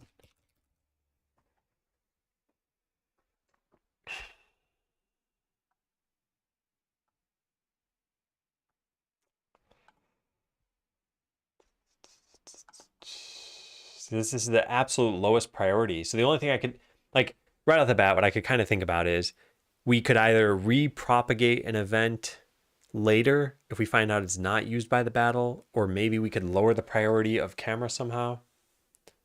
Did I get to the Twitch front page? Did I? Be kind of surprised about that. I know Kip Ogre rated, and that might be, if you're just talking about elevated view count, it's probably because of Kit's raid. But if you actually see me on the Twitch front page, then maybe I am there. In which case, hi everybody. Can you disable the camera events when the menu pops up? I don't want to disable them though, because what happens in the game is that the battle is taking up like this part of the world with this character, but you should still be able to go look at another character in the world. So we need the camera events to work, but we also need to be able to click these things. I need to take a break.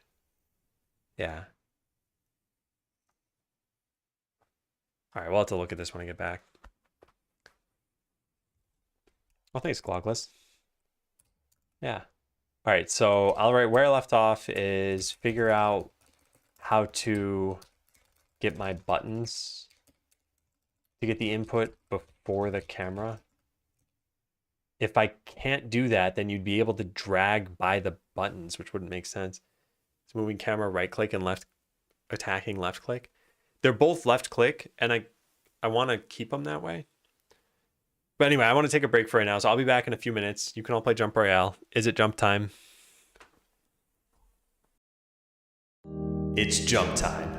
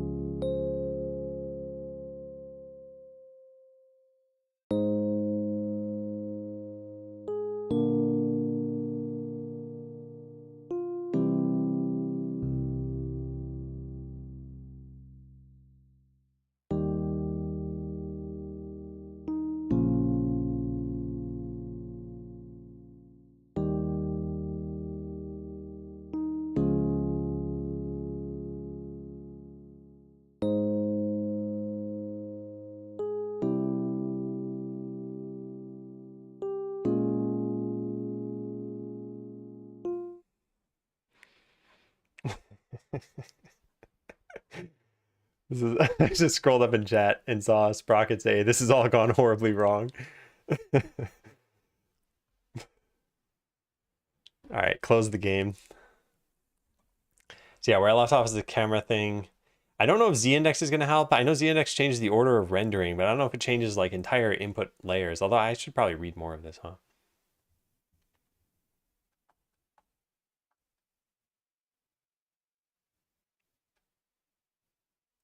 What a GUI input.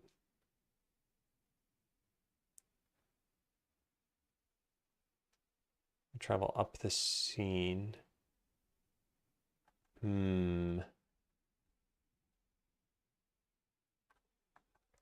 So, I mean, there's this thing mentioned about like sub viewports and everything. Hang on one second. I just heard the cat get up and I had turned on like a little heating pad for her and I don't want to waste electricity. I'll be right back and just turn that off.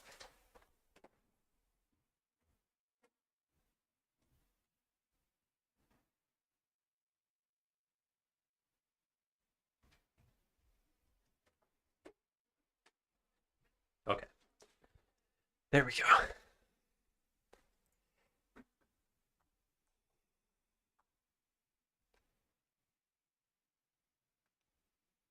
All right.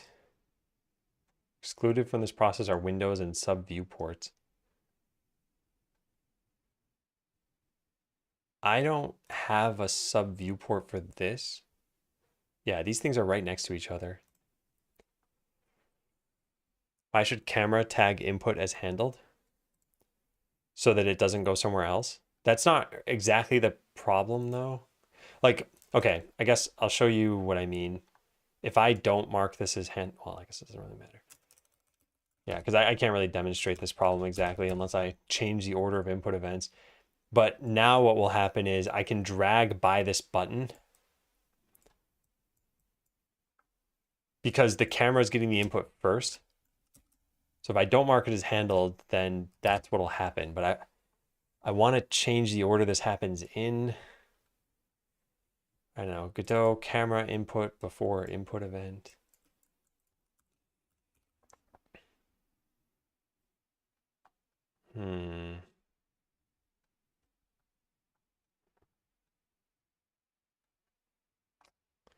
Surprised no one else has hit an issue like this.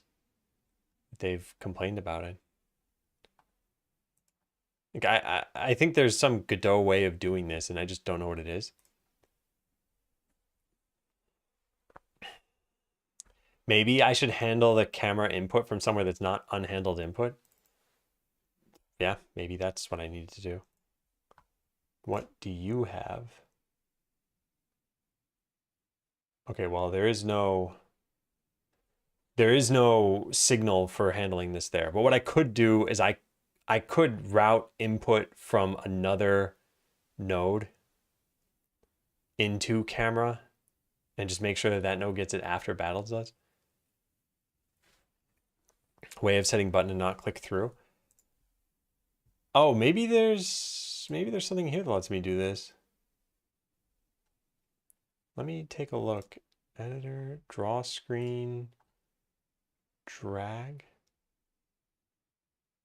Interesting. They have drag things right here. I wonder if I could just turn off all my input stuff.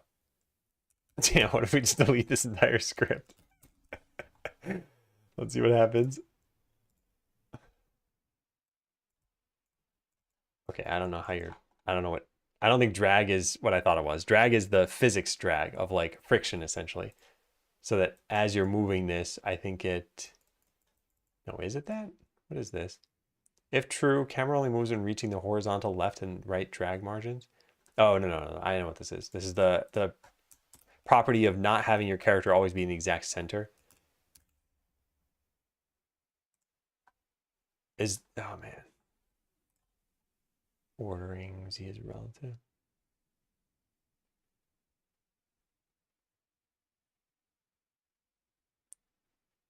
It says down here, although I'm probably blocking it, it says changing the Z index of a control only affects the drawing order, not the order in which input events are handled.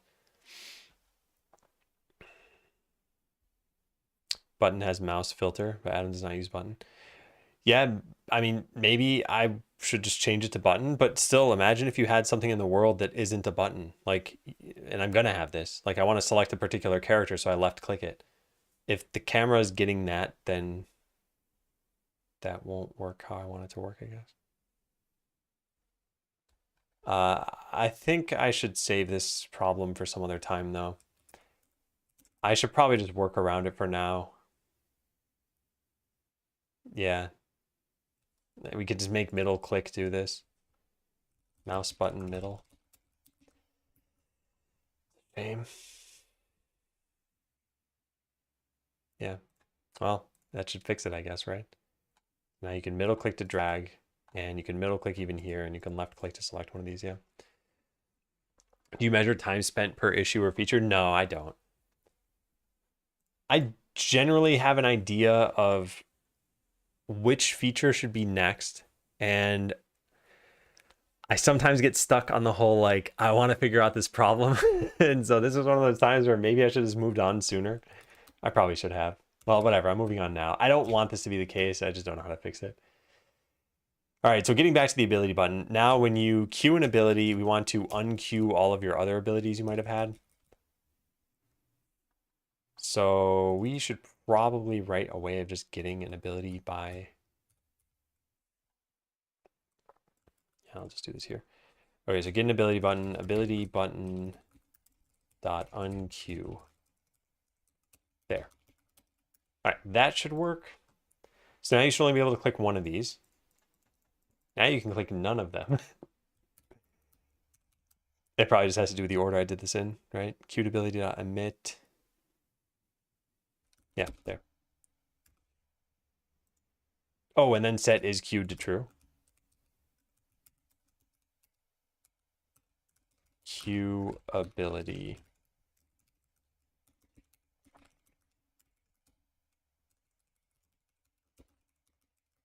Maybe I should just call this queue. Yeah.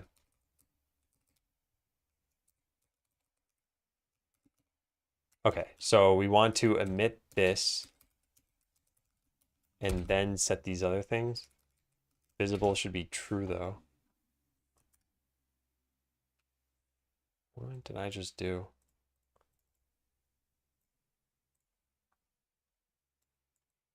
Oh, right, I'm trying to move the camera and I can't do that. Yeah, okay, good. So now you can only select one of these, and then as soon as it becomes enabled, it uses it. Great, that is exactly what I wanted, and we pretty much encoded it already. We don't technically need battles to go into a battles section, but we might as well. Eventually there will be multiple at the same time. All right, so ability index is now not used. I guess because this thing was, it doesn't matter.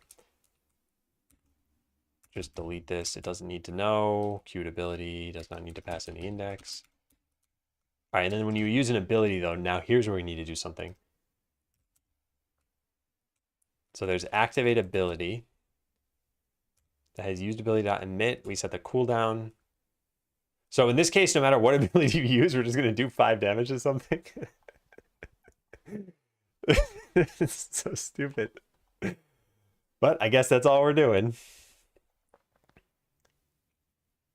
So that's still not even how this works though, right? No, it's not, because this thing needs to know which ability is queued. In addition to this knowing, so I guess if it's your turn and there's an ability that was queued, then use it.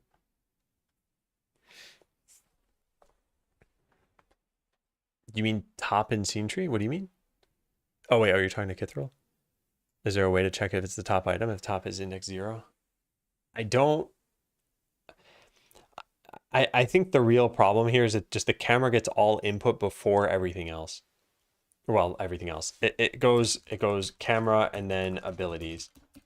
And so the camera either handles it or it doesn't. So if it turns out that the abilities didn't handle it, we can't go back to the camera and give it that input. I mean, we could code a system like this ourselves. And yeah, I just don't know what is idiomatic of Godot to do here. So your general options would be, if abilities didn't handle it, send it back to the camera, or have abilities handle it first, or make some other node take in input like abilities would. but after abilities and pass it to the camera. Something like that. I don't know. Yeah, so I'd have to figure out what I'd want to do there. Okay, so the problem is that when you take a turn right here, every character is just going to try to find one enemy to target. So in our case, instead of this, it would be use ability, and it'd be the ability that you had queued. So I guess we have a game design question before all this stuff, which is, should battles pause when you're choosing your ability? And I guess let's think of the pros and cons of pausing. Pros are manual control is only really when you're learning the game, and pausing makes it easier.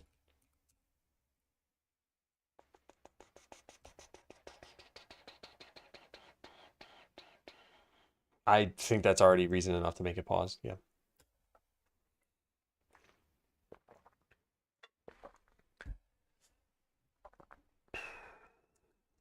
Yeah.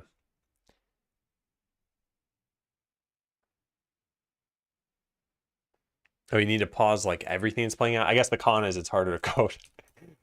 Harder to code. That's really it. That would make it turn-based almost.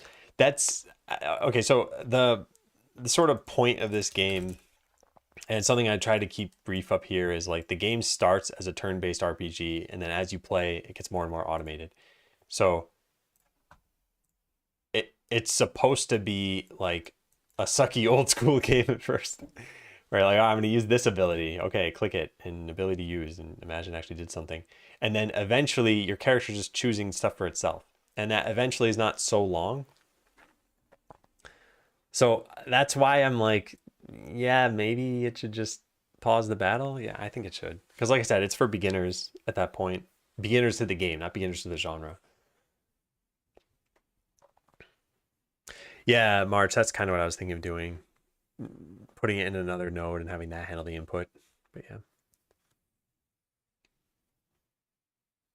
Oh yeah, definitely, Kithril. Yeah. I'm not some like super developer.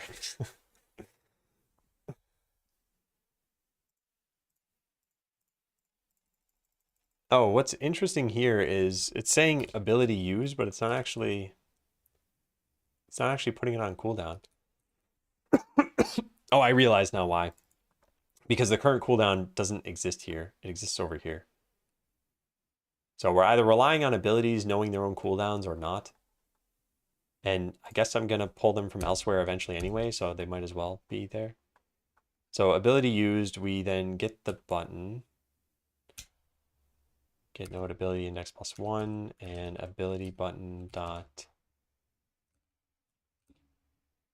I guess this should just be a signal, right? That's just gonna come back to here anyway. Cooldown reset.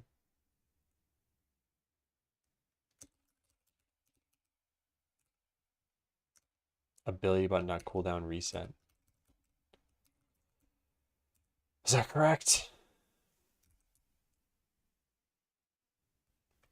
Yes. Yeah, good. I think that should do it. That should at least make the buttons go back on cooldown. Let's see. I click here, it should go gray. Good. Same thing with these. Yeah. And then this should go gray immediately because I've queued it, which is what that blue rectangle means. Yeah, good. Same thing here. Cool. Yeah. All right, so that system's working. I'm happy with that. What are these errors here? Error calling. Method expected 0 arguments. Okay. Great, now write some tests. No.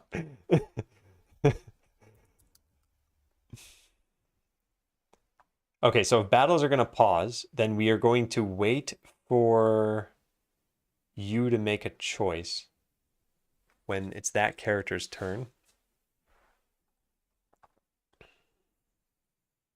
Paying the price, oh man. Yeah. Been there, know what it's like.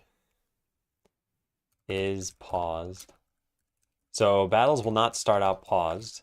This is battles are paused when waiting for manual input. Okay, so being paused needs to do a couple of different things. So I have process abilities right now, and that's what does this set cooldown stuff. The cooldown stuff is not going to happen. So I guess if is paused and just return. Yeah. And what does process characters do? Figures out if we should take a turn. Yeah, good. So now we need to actually pause the battle. So when it's your turn, if battle character dot character data equals, should know what I want to do. Yeah, this. Okay, so then is paused equals true. Okay, let's just try that. What this should do is 5 seconds into the battle, everything should just stop. Wait, right? Yeah. Yeah. So we get into a battle and we count to 5, 2, 3, 4. I don't think that's 5 seconds, but oh, I said it to 3 seconds. Never mind. I remember now. Okay. So yeah, everything paused and you can still queue up abilities and they're still animating, but the battle's never going to advance. And so in this case, there is nothing you can do.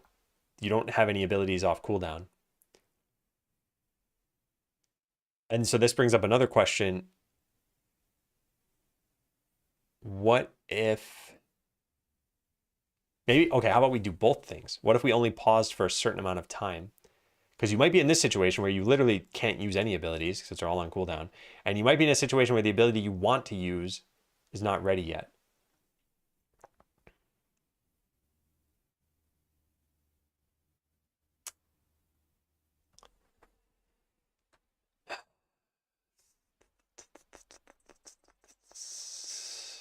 I'm so torn on this. I just don't like the idea of the turn timer being separate from the ability cooldowns. Because I think it's going to be a little confusing for players unless it's obvious to you that it's your player's turn right now. Okay.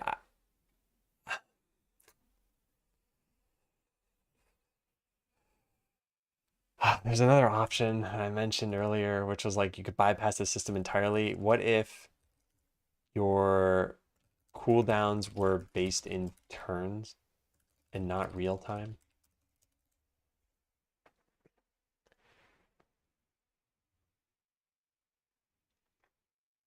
I'm so torn here.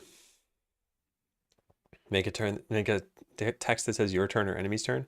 The thing is, you have 9 potential players on your side and 9 potential enemies.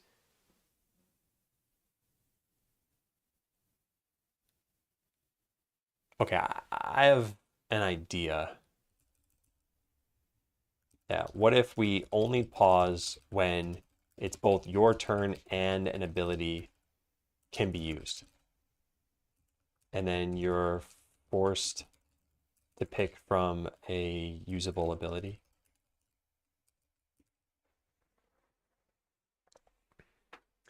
+1 for real time. What, like I said, the problem here is your turn cooldown is, say, every 3 seconds, and your ability cooldown is, say, every 5 seconds. So it may be your turn, but you don't have abilities you can use. And you may have abilities you can use, but it's not your turn. And both of these could be confusing for somebody, right? In a lot of games, it's like if the button's enabled, you can click it and do something. And so that's what I'm wondering about here. What if we just say, sorry, too bad, it's not actually your turn, wait until next time? Like, is that going to be confusing? Will it feel bad? This is like the intro to the game, so I feel that this does matter. And we could work around this in a bunch of other ways. We could just say, it's always your turn in the first like 5 levels. If you haven't fully automated your character, then once you can use an ability, you can click that ability. What are you even choosing then? No, this doesn't make any sense. Oh, I don't know. I'm just so torn. What else is turn-based in game? Nothing. Put a box around the character's active turn is, but you're only picking like one of these three options. So it's just at some point it's gonna. I don't know how to say this. Abilities having a minimum cooldown that's always greater than or equal to the player cooldown.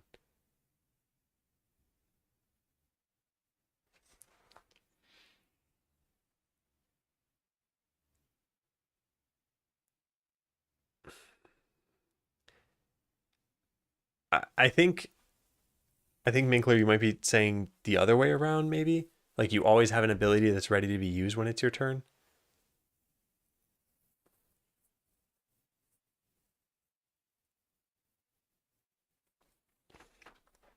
Oh man. I guess this also comes down to the question of like how important is it to just have manual combat? Like,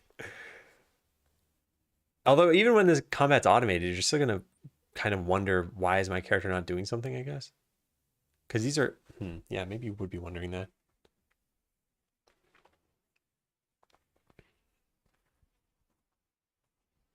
Yeah, I hadn't thought about that. This problem affects automated combat too. You may see abilities be ready, but not actually get used. Also, the way this is going to work, this is another thing I hadn't really thought of too much, is if your abilities are on these like weird cooldown timers, let's say your turn timer is whatever, 2.4 seconds, and your ability 1 is, I'm just, making up numbers. These might not even totally work, but let's just say you had something like this, 4.3, and I don't know, 1.7 or something. So if you just play out this battle, right? Let's say all your abilities start and they're available. So 2.4 seconds pass, it's your turn, it picks whatever, ability 2. Okay, now another 2.4 seconds pass, and it can only pick between this and this one because ability 2 would still be on cooldown. So it picks this one. And now another 2.4 seconds pass, and it literally can only choose ability 3. Another 2.4, and now can only pick between these two. So at any given time, you really only have like 1 or 2 choices. So it kind of doesn't make sense that this would even be in real time. Yeah, I think that's what this is steering me toward. No, wait, but that wouldn't really change if it were turns, right? You'd still run the same thing. You could say like ability 1 takes 1 turn, and ability 2 takes 2 turns, and ability 3 takes, I guess not 1, but like maybe 2, 3, and 4. Pause it until they select an ability. If they select one that's on cooldown, then unpause and use that next. Yeah, I could see that being interesting for manual control. I wonder for automated control, this would still sort of work. Kind of makes me wonder if the entire cooldown system was poorly designed. Like, I know what I was thinking. And I guess it's worth asking, why are these problems? And I think it would be confusing, but then if that's the case, then maybe we just address the confusion.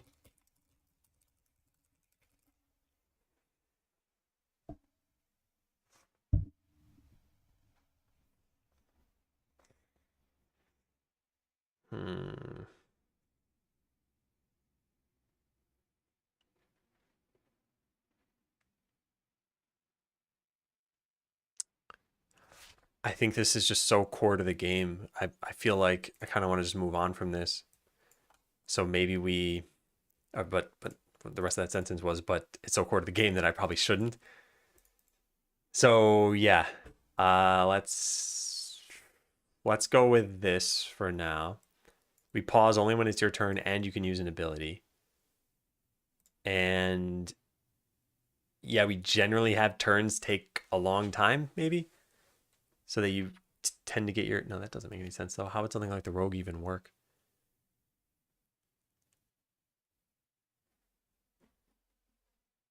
I don't know. I think you have a system that has both ability cooldown and character cooldown. There should be one default ability that's automatically done, even if it's just sleep for a second. Well, the sleep for a second is sort of implied because I guess that's necessary, right? Because it could be your turn and you don't have any abilities. Is there an idea of ability points or mana or something. Yeah, so that could also potentially be a solution for this.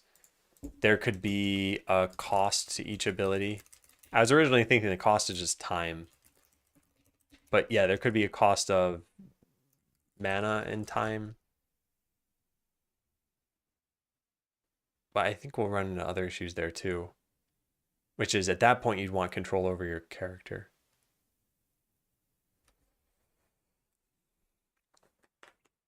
You have to wait for mana to come back. And I guess you have some cooldown in the form of like an attack timer or something too. Sometimes at least.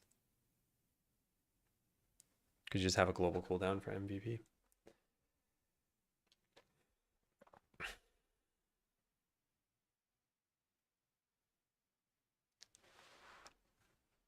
Oh, man. Let me think about this. Let me go back to the drawing board for a second. So the reason for these cooldowns was to allow for more powerful abilities.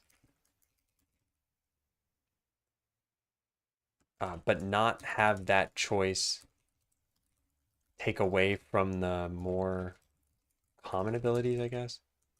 So like, let's say you just had mana costs, and ability 1 cost 10, and ability 2 cost 20, and ability 3 cost 30. And let's say they're power scaled and whatever, the abilities are balanced and everything else. And you start with 100 mana. So with 100 mana, you can use ability 3, you can use ability 3, you can use ability 3. Now you're down to 10. And so let's say your mana is regenerating at like 10 mana per turn or something like that.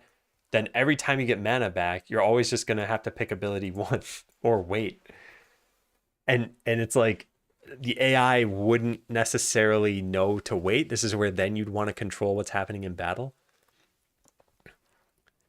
And then maybe we're running into this situation where it's like you're picking how your abilities are used.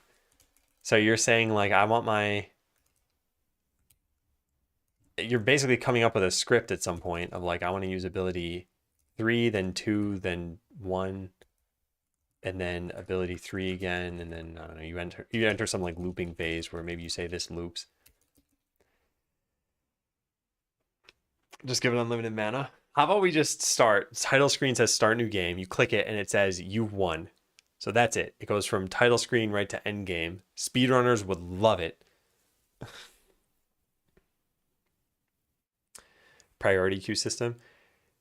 Yeah, but the problem with the priority queue system, if you just had it as a queue, is that your mana might only light up some of the priorities at a certain point. So you might say prioritize ability 3, but you might never be in the situation where you can use it. So it never gets used.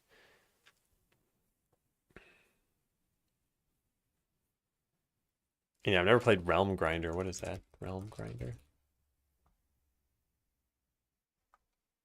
It's a Steam game. Hang on one sec. Click this and mute.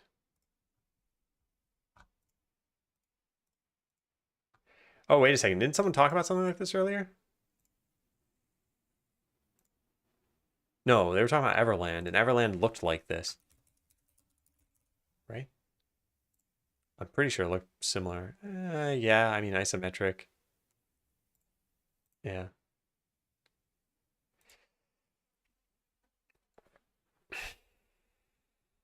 I mean, in the nicest way. No, I know.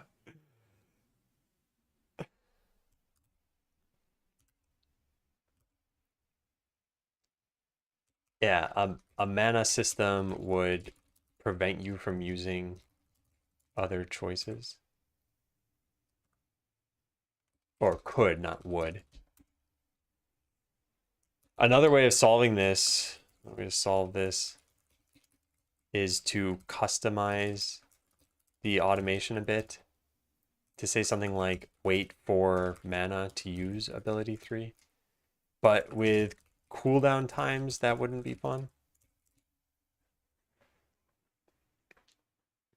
Has a priority system for abilities that the player selects.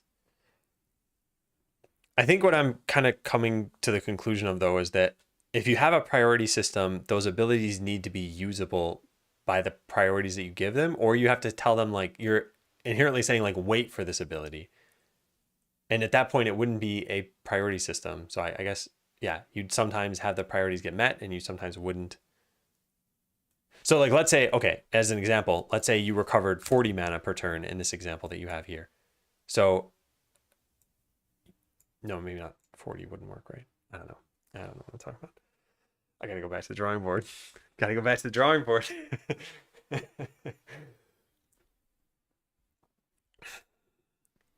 I think we could still code this system that I had. It just would turn into your characters just sort of randomly using abilities. I think that's the real problem here. The real problem is that the cooldowns won't align with your turn timers. So all the AI will ever do is just use whichever abilities are accessible at a given time. And then there's almost no strategy, I guess. Yeah. Maybe that was maybe I had this assumption in my head without even realizing it, that most of these abilities wouldn't have long cooldowns. Okay, I think that's the assumption I had in my head. And if so, this all makes total sense. I think I had assumed, and then there wouldn't be a problem at all. Yeah, I think I explicitly even wrote it in, and I don't know what just happened in the last like half hour. Yeah, so I wrote that they have cooldowns. Wait, what was that? Yeah, they don't automatically reset, so that something like a summon wouldn't be part of this. But then I think I explicitly wrote when there were large cooldowns for something. So yeah, Boulder, area of effect, direct earth damage, cooldown increases each use. Or actually, this could have like infinite cooldown. And then it gets reset by this passive that you have here. Okay, you know what? This is not a problem. We're just saying this is not a problem. I also like to see this automatically attacking on a game tick, just dealing damage based on character power, then additionally eventually picking an ability on a separate timer, and maybe just letting the player set conditions when you use abilities. I think the attacking on a regular tick, though, is what the abilities are. Those are your attacks. And then modifying those attacks, I think, would be interesting. I think if you're dealing damage all the time, that it's almost like assuming that the enemy just has a little bit less life, kind of. I don't know. I'll add it as an idea, though, because it is something that's kind of interesting. So perhaps add an auto attack to all characters that they use on a set timer, e.g. once every, whatever, 2.5 seconds. It wouldn't take an ability slot. Yeah.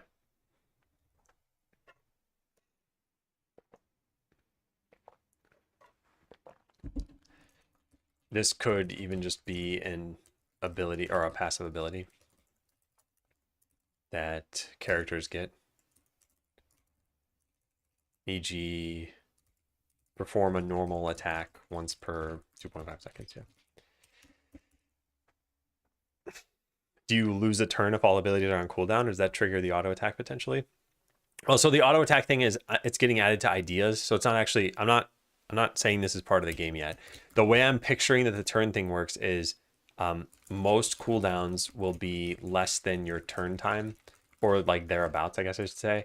And so if your turn arrives and you have no abilities ready, just wait another like 10% of your turn time.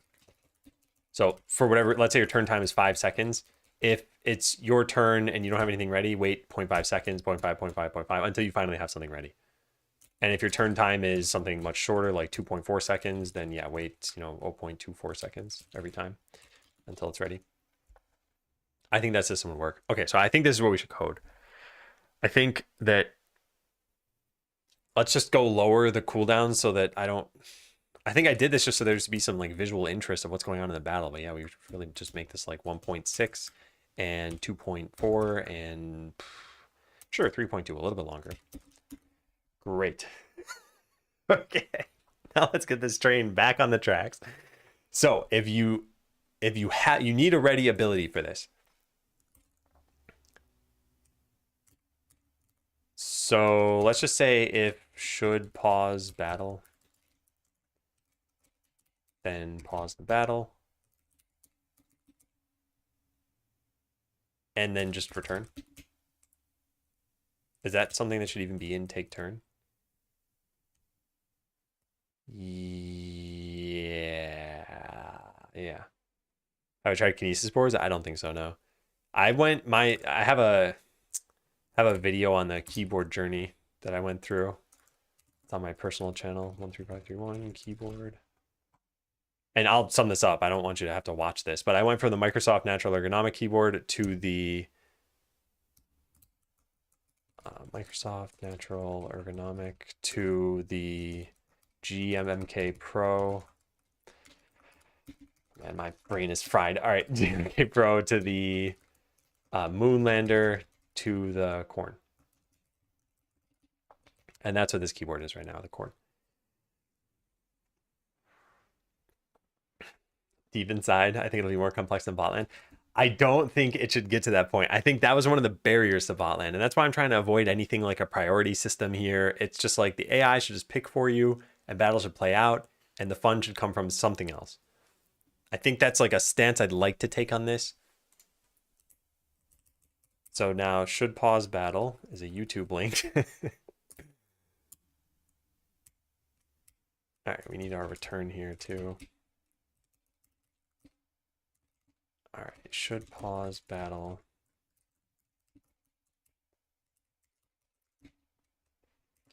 So it's, oh wait, we need the battle character here, I guess.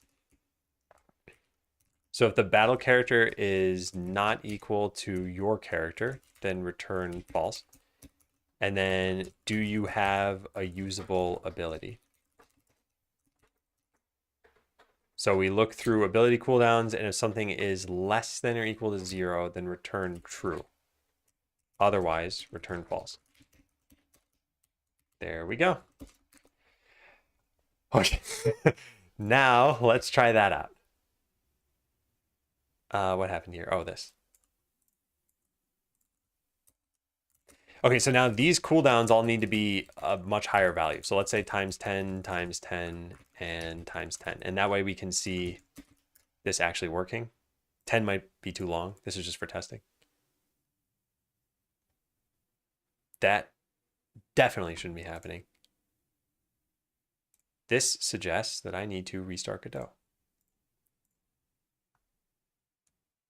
Yes, this definitely suggests that. Or the battle window has, oh, no, yep, I see what happened. Cool. So the battle won't pause itself until, I guess, slash is ready. Or if my character dies, then the battle will just end. So hopefully we can see this happen.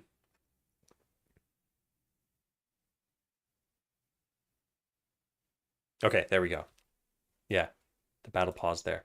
So if it's your turn and you don't have a usable skill, then we don't want to wait as long for it to be your turn again. Where is that code?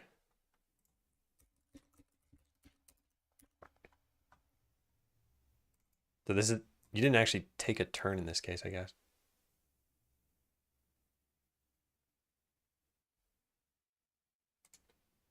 Take turn has should pause battle. So I guess if the battle is paused now, then we could say that, what am I doing? What am I doing?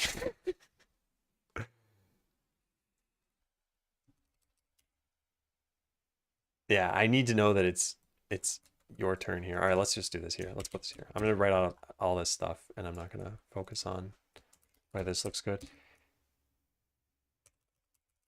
Okay, so var has usable ability. This is has usable ability equals true. And then a break here. So now if you have a usable ability, then use it. So if you don't have one, we're going to pause the, no, wait, no, if you don't have one, we're just going to make you take your turn in a little bit. Ah, yes. Okay, good. So this goes here. Pause is true. And if you don't have one, then set that your turn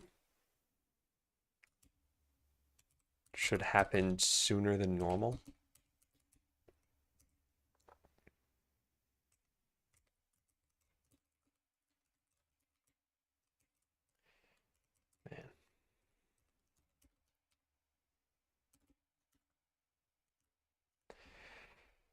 Man. 3 custom boards deep in the standard key arrangements. And any advice on how to pick one? I'd like a number row and preferably hot swap without soldering tiny SMD components. I think if you don't want to solder things, or at least not the tiny ones, that you'd probably go for a build service. But I don't think that should probably play too much of a role in what keyboard you pick, other than availability, of course. But as far as picking them, there was a site that I found that was like Ergo Keyboard Database or something like that. Split Keyboard Database. Yeah, this is probably how you would pick. It says 452 split keyboards. And you can sort by any number of different things here, like how many keys you have. Yeah, a whole bunch of other stuff here. I don't know how you would find one that has enough keys for a number row, but I guess you could just scroll down and see which ones are big enough. Except for this picture is like a visual mess. Yes, I think this keyboard would be perfect for you.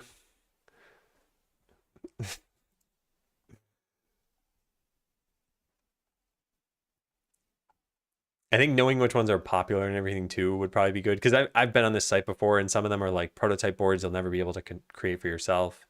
Some, the sites are dead. Yeah, there are quite a lot to choose from here.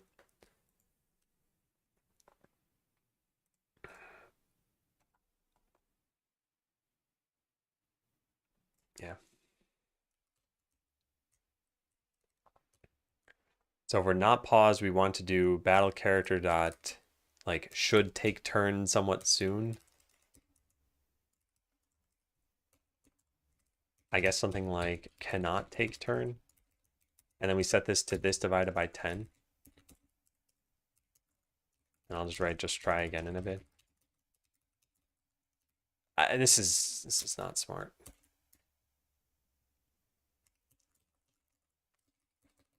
Can't take a turn due to not having any abilities ready. So try again in a bit.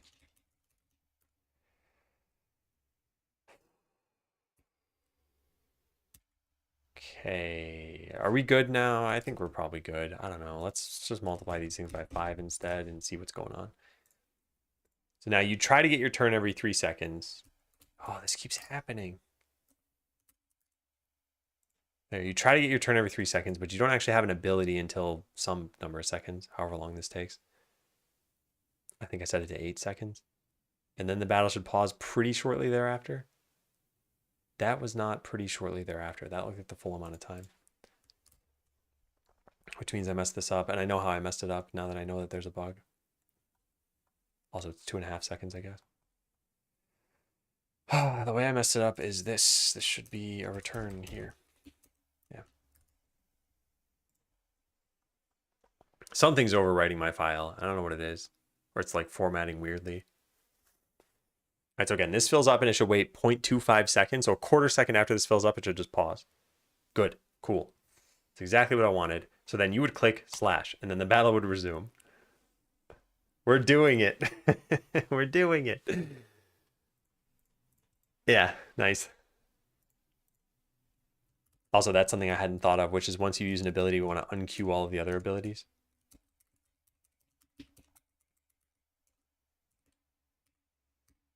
Ability queued. I guess we'll just say unqueue all abilities. Yeah. And then we'll link to that. And when you use an ability, we unqueue all the abilities as well. Good. So, what does it mean to use an ability? It means it has to be your turn. So basically, abilities are always queued until the turn system decides. So the ability can never decide to use itself.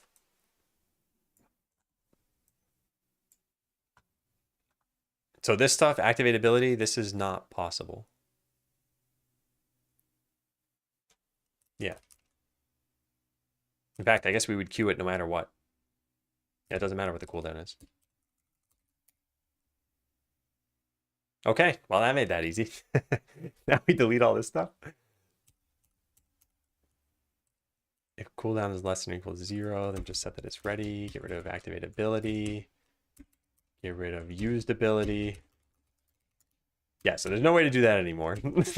There's no activate. Yeah, all that's gone.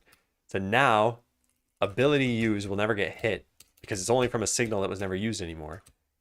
And what we want to do is when it's your turn, so it's your turn, you have an ability that can be used. We need to use the one you chose. So it's paused until you have chosen. So how do we check that you want to use it? I guess we just get which one is queued. Okay, yeah, that's easy.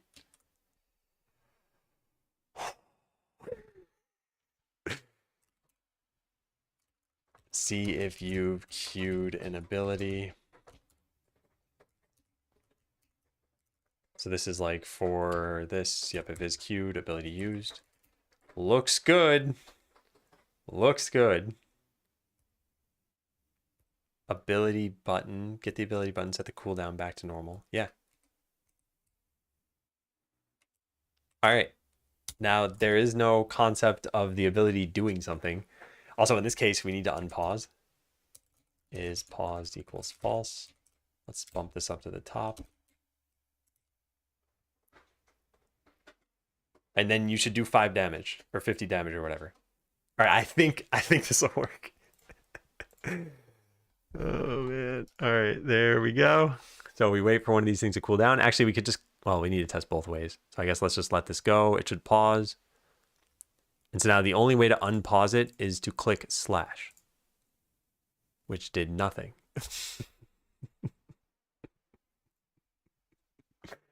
All right, what happened here? Oh, this is wrong. This is equals.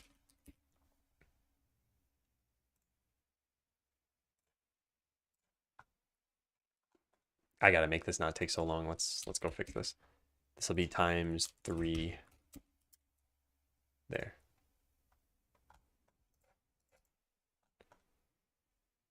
Okay.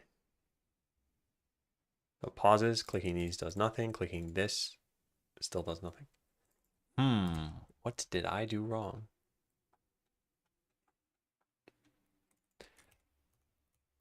Oh, wait. Do we stop processing characters if this is paused? Yes. That's a problem. All right. So then if it's paused, we want to check this. Yeah.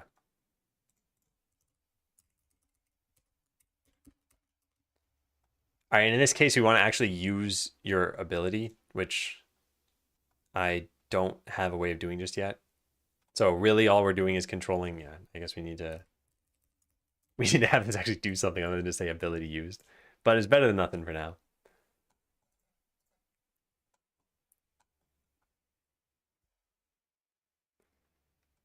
All right. Ooh, that's not good. Uh-oh.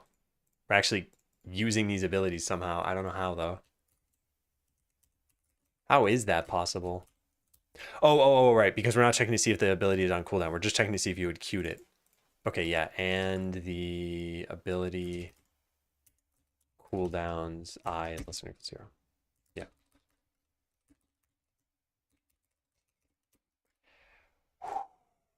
I am doing a shoddy job at this.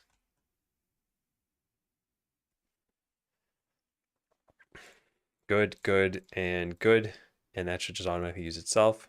Good. Okay, it's working. Yeah, great. So there's our ability system. I think this is a little bit clearer now. So now what's the case where this will be less clear? I guess when your abilities are immediately clickable. So basically instead of multiplying by 3, we multiply by 0.3. So now they're going to be usable almost immediately. And then you'll click one of these, but it won't actually get used until it's your turn. I think that's still probably fine. Except that this is, I guess, a little bit confusing. Because you can only ever click the ability. Oh, there we go.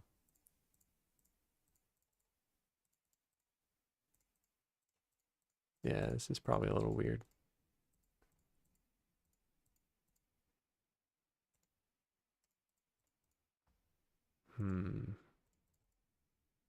Also, it doesn't seem like it's respecting my turn cooldown. Oh, I don't think it is.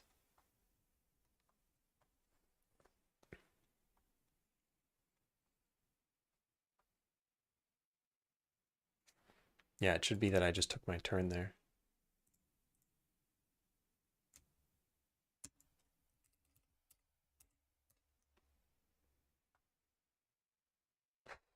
This is your character. And there is no way to get this character. Yeah.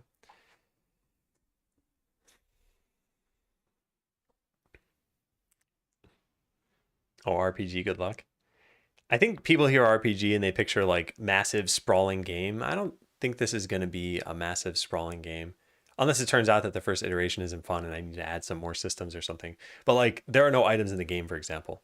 So that alone probably makes you think some different things. So items typically mean things like crafting and equipping and buying and selling and whatever, a whole bunch of that stuff. And it's like, oh, you just don't even exist. So just delete all these. But yeah, it shouldn't be so extensive.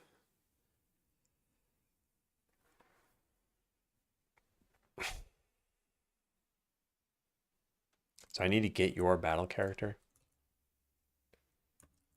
Their player battle character. Where, how would I get this one? I guess I'd get it by going through. All right, well, get player battle character.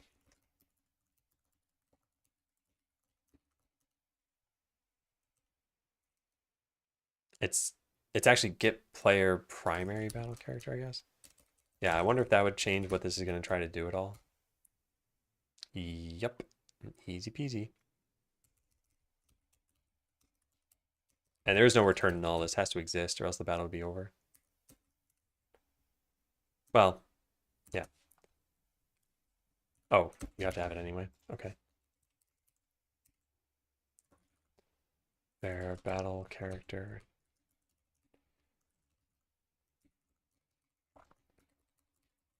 Yeah, nice. All right, so I think that'll do it. This will make it so that you don't actually get to use it. Oh, it keeps doing that. I want to close these and never have this open again.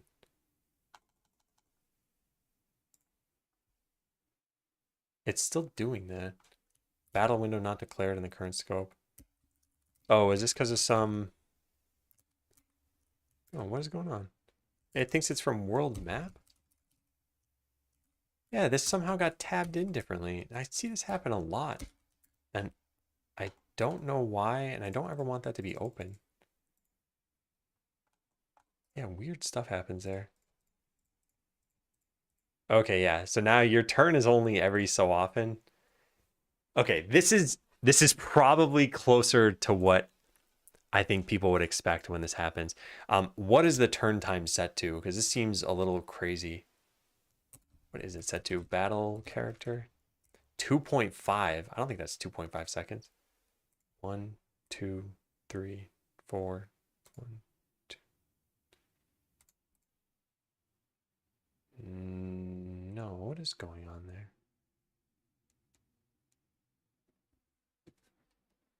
That is 2.5? Voltaire, it's a corn keyboard. And hey, APX. I guess we could just print out a time here and find out. I am hunching. Yeah. GD script print time. Is there an easy way to just print the current time? Get ticks. Sure. Let's just print this.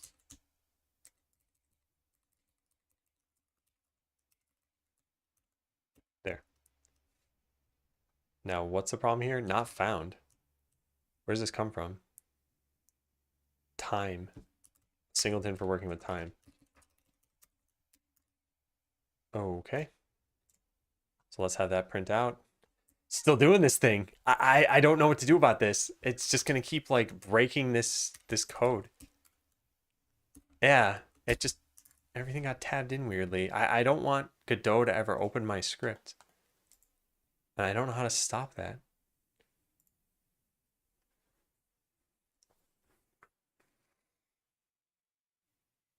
Auto indent convert in the editor settings, but like, why is it even opening in the editor?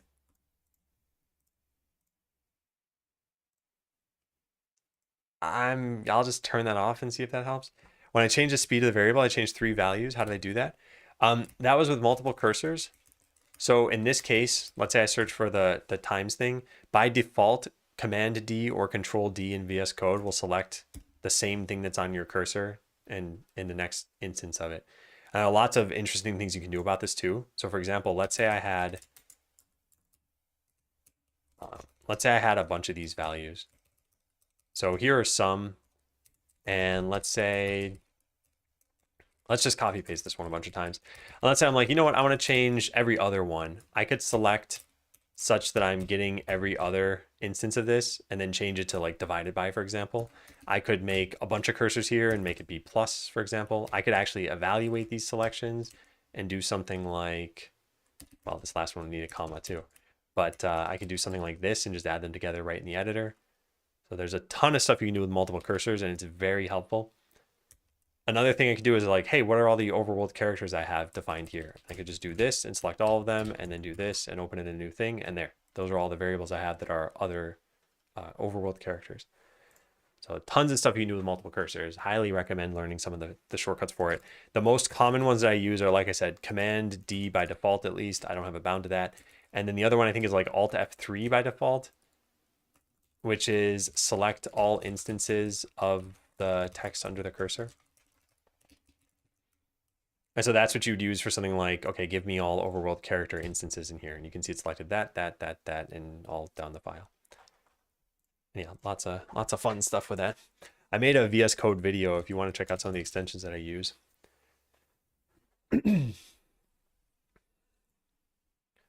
Okay, so now we're printing the time. So let's see how often this allows me to use an ability. That has got to be more than 2.5 seconds. It's not. Holy cow! It actually is 2.5 seconds, and I just don't know what 2.5 is. Wow.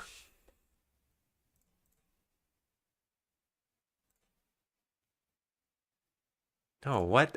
Seriously? This just feels wrong to me. Play rhythm games, trust me. Yeah, wow. That feels off. Huh.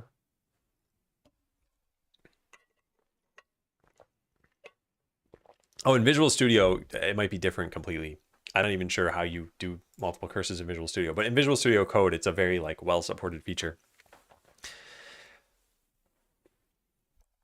Okay, well, that's working. So I think what we need is an indicator that it's your turn. And there are a couple ways we could do this. I think it needs to be clear the game is waiting for you to pick something.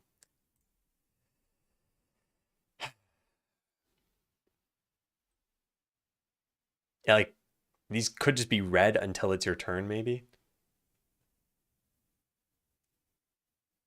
Or they're all grayed out until yeah. What if they're grayed out until it's your turn? Where would I do this?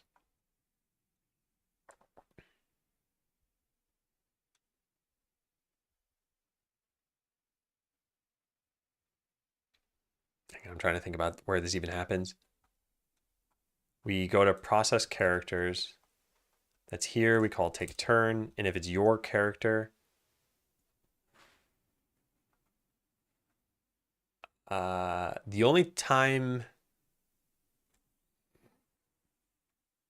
Oh man. It's basically when we would have paused. This isn't even correct.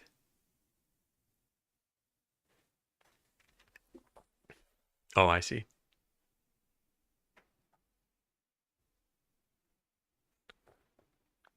some type of icon over it so you can still see the cooldown, because if it's grayed out, it would hide the cooldown. No, the cooldown still shows. If you see here, like when they're gray, you see how you still see it filling up? It would just be filled. So it'd be like a different color gray. Well, at least that's how I'm picturing this. I'm actually not sure where I would do this thing. So if it's not your turn, it just means you have a... Oh wait, we didn't even check this. Oh, I know where it comes from. Oh, what am I doing? Character data has it, or battle data, battle character? Battle character has a time until turn. So yeah, it's when time until turn is greater than 0.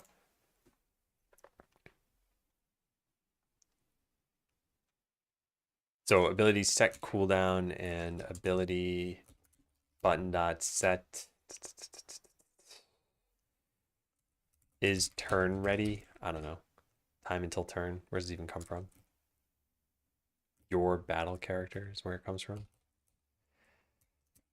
Get player primary battle character. Yeah.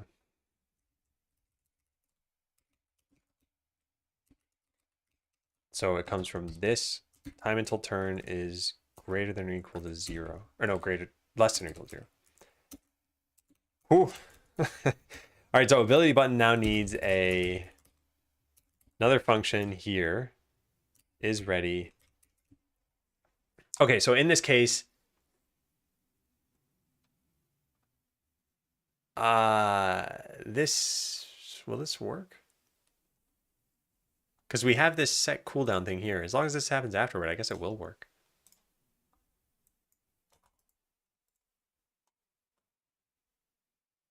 Yeah, so now they never actually turn green because it's not paused and waiting for you, I guess.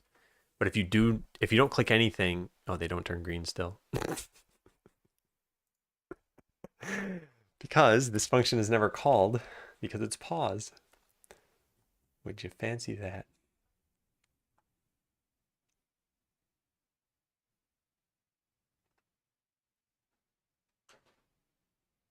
Yeah, so I guess I need to process your abilities one last time. Not really, I guess. I guess we just go through all your buttons and set that this is always going to be false, right? Yeah, let me just copy this for now. I am going to need to change a lot of this code.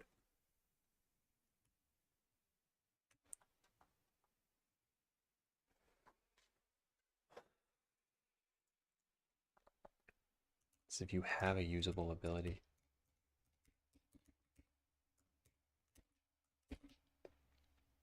There we go. All right, I think we'll be good there. This is ugly code, but let's see what happens. So they should turn green. Yeah, they do. Okay, so this is a way of you knowing both that your turn is on cooldown and that you have a usable turn.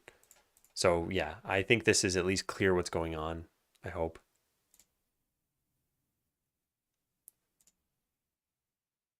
Yeah. Wow, well, that took a lot longer than I thought.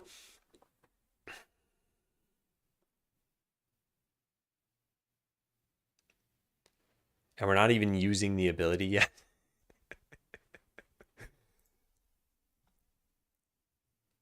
Yeah.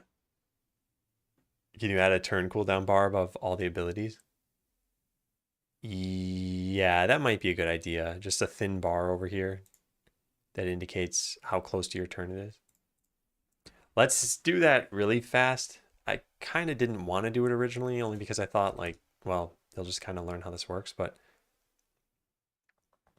where's the battle window?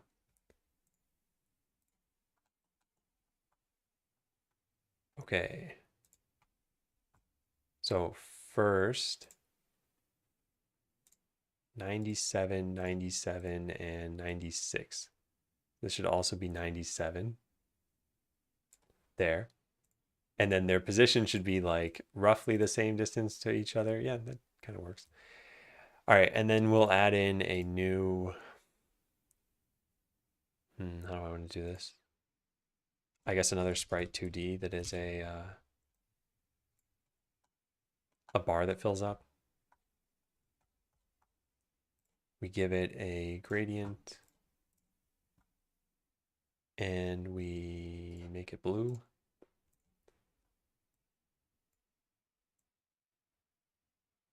Sure. I don't think this would be super obvious that it's even there if I make it too dark.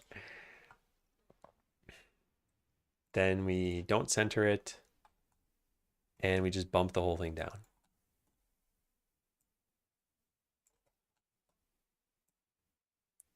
So this is like your turn cooldown bar.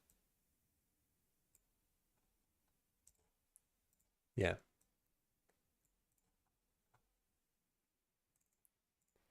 All right, now where is that sprite? Here it is. Turn cooldown bar. So what we're going to do is we're going to scale it from 0 to its initial scale, just like we did with the other one. Yeah, ability cooldowns and potentially a global cooldown. Do you actually need turns? What is the global cooldown? Oh, the attack thing you were talking about? If you have ability cooldowns, do you need turns? I mean, what would be using... You're just saying like every time an ability is active, you can use it? Because I plan on having some abilities that have no cooldowns whatsoever. In fact, actually, probably a lot of cooldowns will work that way. Yeah. What's the story? There's no story yet. If the prototype is fun, we can add a story if it feels like it's needed. But otherwise, I'll just, scrap the whole game. So don't want to get ahead of myself making a story when we don't need it.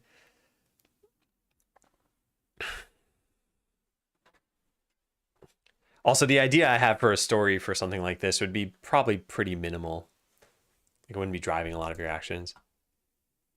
Okay, so I want to do this sort of like we did with ability button here, where we kept track of the starting scale of the cooldown bar. Where cooldown bar starting scale. So that's a vector 2. We set that in ready.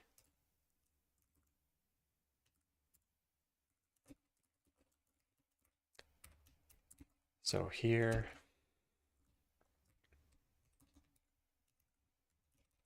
turn cooldown bar, and then we use it in set cooldown, right? Yeah. Break or ending soon? I should probably take a break. Yeah, let me get this thing done and then I'll take a break. Because this part shouldn't be too hard. In process, we're just going to say like process turn cooldown bar delta. It should know what I want here. Good. And then we just set this. Cooldown times start scale. So it's not actually called start scale. It's called cooldown. I don't know what I called it. There it is. Got it. And then we want to set this based on your cooldown percentage. And your cooldown percentage is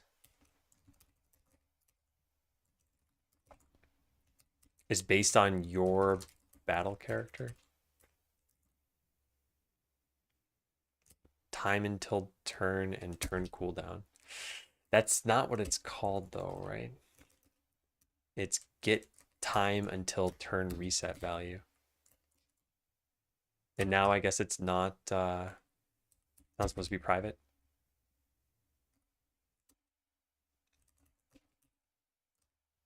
Yeah. So just get rid of the underscore at the beginning. Oh, it didn't even do that. What? There we go. Okay, so how are we doing now? Use tab for indentation when it got messed up again.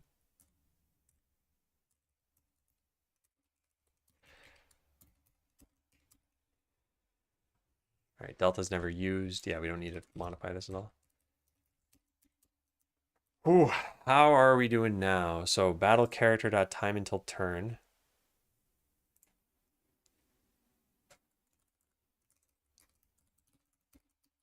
This cannot infer the type. Float is not what? It's not present on the infer type character data. Oh, it's not in character data, it's in battle character. Hey, nice. Okay, I think we did it. Let's go try it out and just see. There should be a blue bar now that fills in. Yeah, there it goes. It's probably not obvious what that represents, but it's there at least. All right.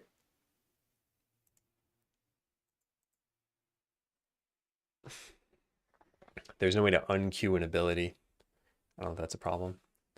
Slimes? Yeah, slimes.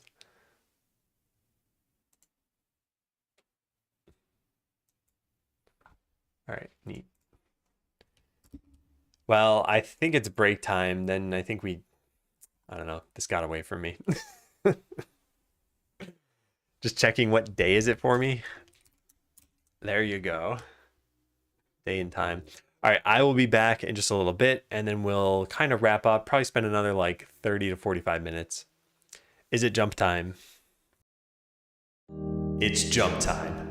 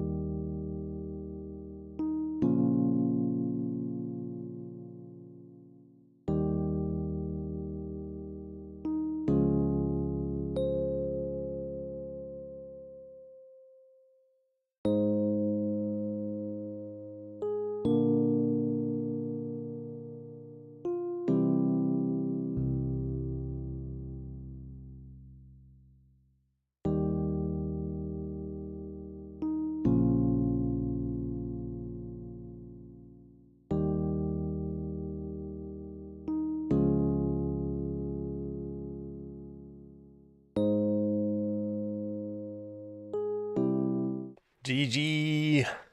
Close the game. All right. So, yeah, let's take inventory here. Excuse me. Yeah, all the abilities. I mean, the abilities aren't even being used yet. Yeah, this part's done. Clicking an ability should use it and put it on cooldown. Battle should only allow you to choose what happens to your primary character. Make sure battles pause themselves. And make sure when you win a battle but sustain losses that you don't start the next battle. Okay, so there's really not too much left to do. One is abilities aren't functional yet. It looks like they're functional, but they're actually not doing anything right now. But I don't think that's important. I think just the appearance that they are functional is all that we really need at the moment. So I'm going to leave this for some other time. And then iframes are not also super important yet. So this is going to be like more cleanup stuff. You know what? Let's just mark this as done. Note, they're not actually functional at the time that I'm marking this done, but they look like they are. And looks are all that matter. All right. So yeah. So we have show life bars, and then make sure when you win, they don't. Yeah, so that's not even important. It's really just the life bars that are important. And let's just save these for some other task. So where do we put this? Handle end of battle effects? I don't know. I'll just put this in here. Yeah. Abilities do random damage. They all just do like 10 damage or something for right now. Am I using Obsidian to write those notes? I'm using Obsidian here for these notes. So anything you see on notes.adamlearns.com, I wrote with Obsidian.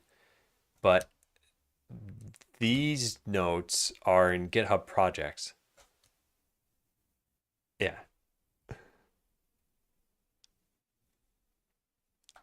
All right, so the last thing we have is life bars. Life bars should be pretty easy. So we need to go into battle character. Battle character. That's not what I meant to do.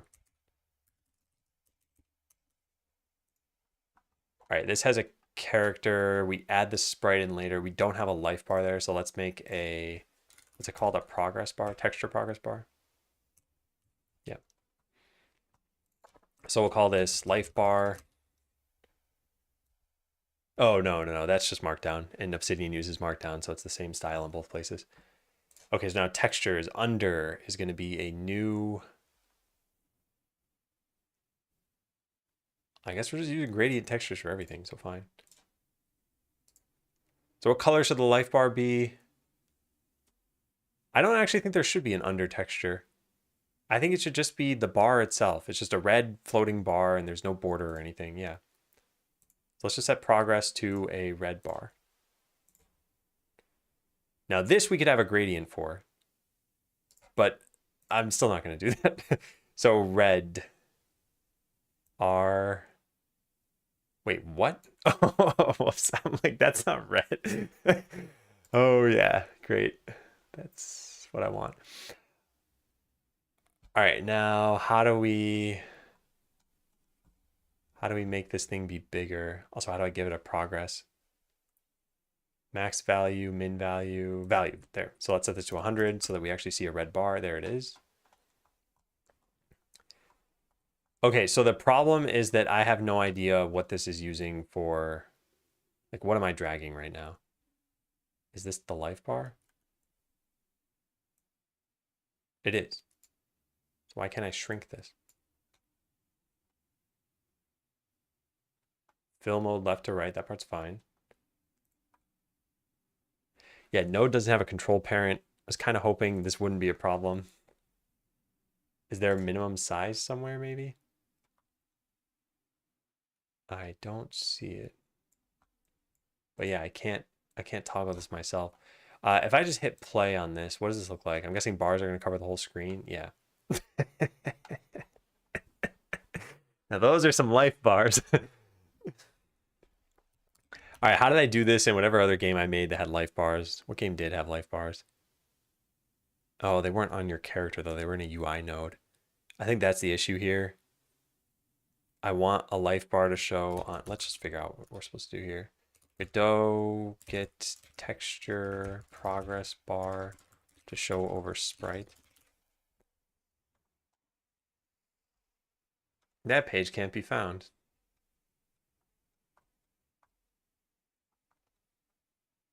Seriously?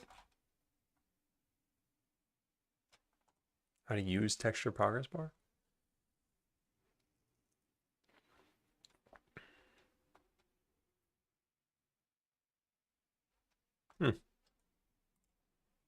Okay, let's try Google.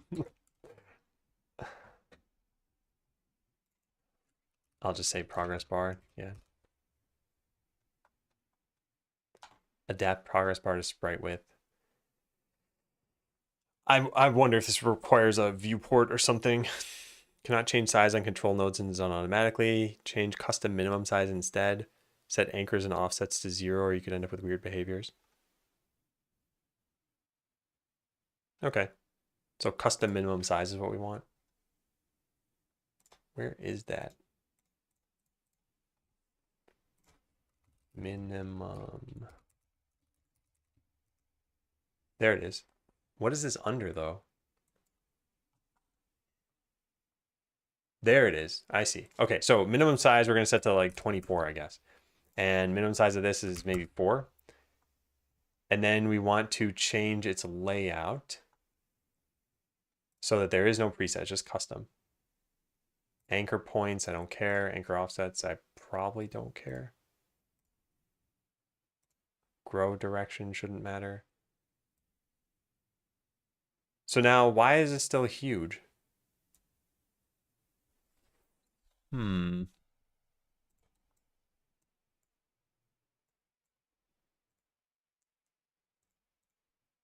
This should be set to... Huh. Surprised you do it the same way you do the progress bars for cooldowns. To be honest, I should have done this for everything. I'm not sure why I didn't. You should enable 9 patch. Isn't that for the boundaries of the bar? I don't want there to be boundaries. I just want it to be a red line. Or is it not for that? True acts like a 9 patch rect. Yeah, I'm pretty sure that's not something I want, but I don't know how to actually click in that thing. Yeah, no, I don't want that. Oh wait, we have a width right here. Okay, I mean this strange. If I reset this, what happens? Yeah, weird. I guess that's the size of the texture, but why should that actually matter? You should be able to stretch that as long as you want, right? Maybe not. Yeah, maybe this is not a smart idea. I guess we could expand this to fill... No, this is for the container. Never mind, what am I talking about?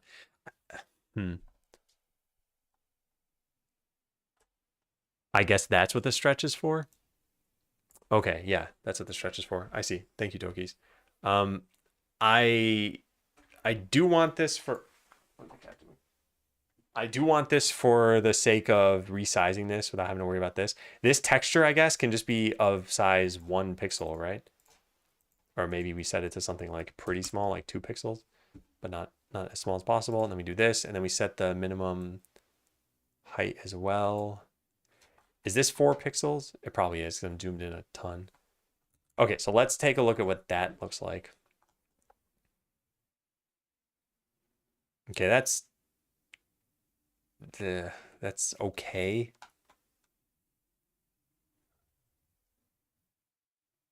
There are going to be some characters where you just can't see this, though. All right, well, we'll worry about the layout in a sec. Let's start with that. Yeah. And then in battle character... Oh, by the way, I'll give you a point, Dokis. Yeah. Hey, Josh. Okay, and in battle character, we want to set... we add a sprite, right? Yeah. So now we want to get the... what do I call this? Life bar. As texture, progress, something or other. What's it called? Why would it fill it in there? Texture progress bar. So texture progress bar, we get its custom minimum size. Custom minimum size equals vector 2. Okay, so the Y value, I think setting it to 3 or 4 is probably pretty good, but the X value should be set to the sprite's size. How do you get its size? Get rect?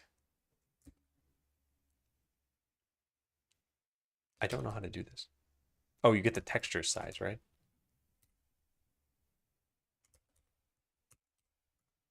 Okay, I think that'll work. Now, what's it say? Property texture is not present on character sprite. Oh, right. Because character sprite has an actual sprite inside of this.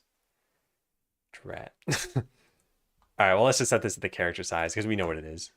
Just constants dot character sprite size. Yeah. Okay, now that should work. Good. So now we have the size set there. So we could set this to whatever we want. We could shrink this or increase this and it won't matter because it'll just get snapped back to 24 pixels, right? Nope. Why not? Oh, because this is in a init. This is supposed to be in ready.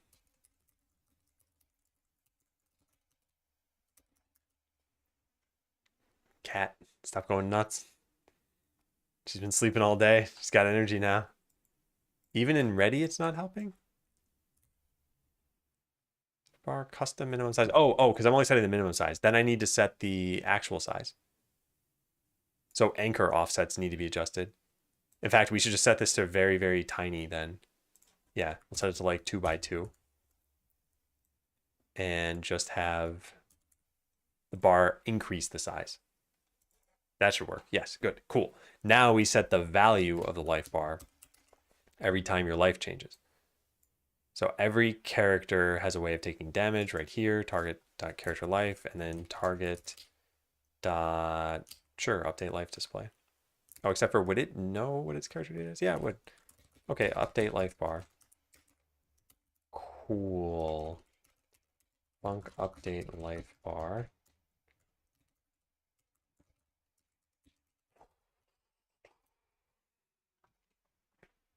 Character data dot life. Cat's doing something over there. What are you doing, cat? Are you stuck? You okay? Okay. She gets like very energetic when it's almost food time, but it's not. We still have 34 minutes. So calm down, cat. So 1.0 times this just to make it floating point. All right, that should be pretty good. So now every attack does 10 damage, so we'll see it go down by the same kind of increment everywhere. That definitely didn't work because I'm doing a divided by here. What is value supposed to be? It's supposed to be from 1 to 100, so I guess I multiply by 100.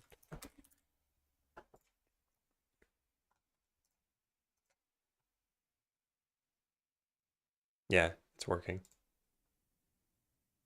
I mean, I assume it's working. I also, now that I realize it, want there to be a background so that you can tell how much life is missing.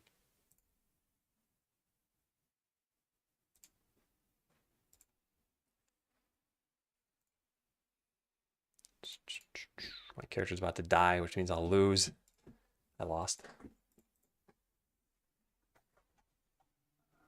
Happy. All right, hang on one sec. Let me close the door. Then she won't be wreaking havoc in here. All right, so what did I want to do? I want to add a background to that. Yeah, let's go do that really fast. So we put this under. Under becomes a gradient texture. And we make it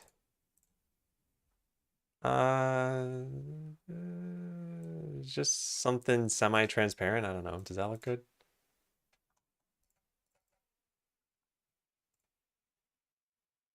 Yeah, that looks a lot better.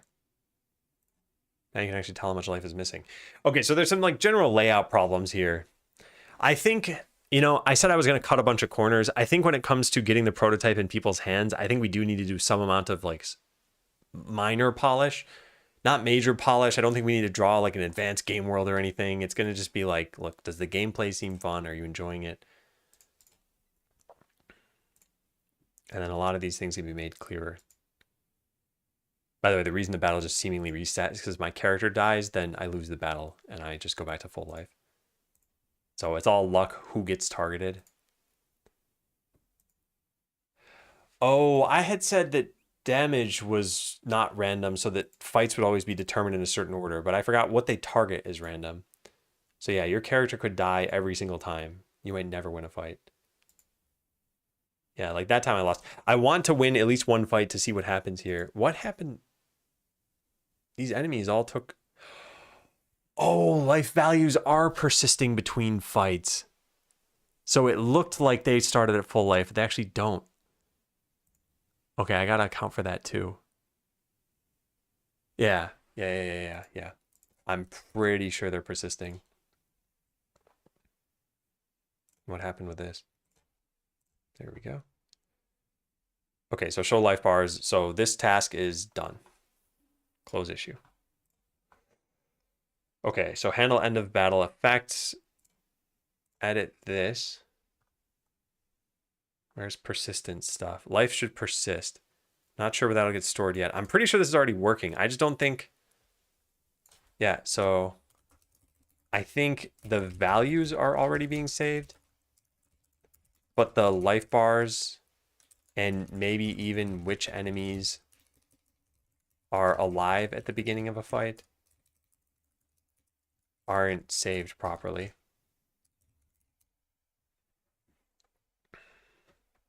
Should there be a win-loss message more than just the console, or am I missing that? Yes, it should be. I'm not actually sure what that's going to do.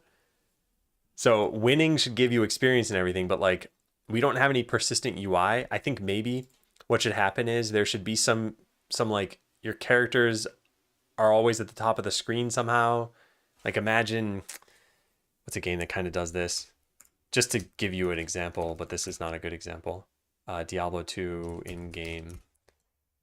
Your character, your party members would show at the upper left. Is there a... No, I don't see it. Okay, well, whatever. What's a better idea? I guess Secret of Mana. Let's just look at that. Secret of Mana UI. Okay, so something like this, right? You got characters that show up at the bottom here. And what if there was something here where it was like confetti when you level up, or I don't know, some like experience thing that you saw animate? Because all battles do for you if you win is just give you experience. There's no loot, there's nothing else. So I don't know if I want to have something like that on the screen all the time. It would also be a way of you going to your character easily, so you could like click it and it would center the camera on them.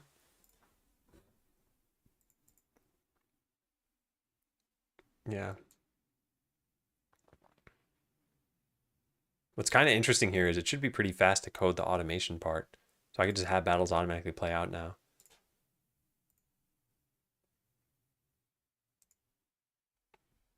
Although I'm not going to do that now.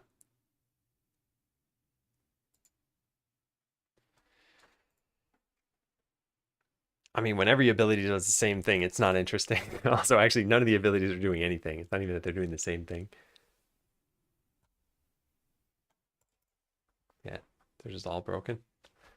I wonder how hard it would be to add in another character right now. I kind of want to try that. Like, technically, it should just be... I guess adding the character wouldn't be hard, but then I'd be controlling them both with the same mouse button. And technically, 2 battles should just work, right? I kind of want to try it, but it's not that important. But that doesn't ever stop me from wanting to try something. How do we make it in the first place? Character, select.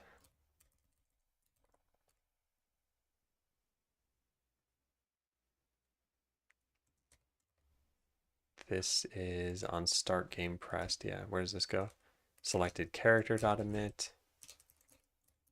Here, start game with character. Okay, so here we go. We have add overworld character. So what if we just create 2 of these things? And what if for the second class we pick the rogue? Overworld character 2. And we add that. And what if we set its position to something else?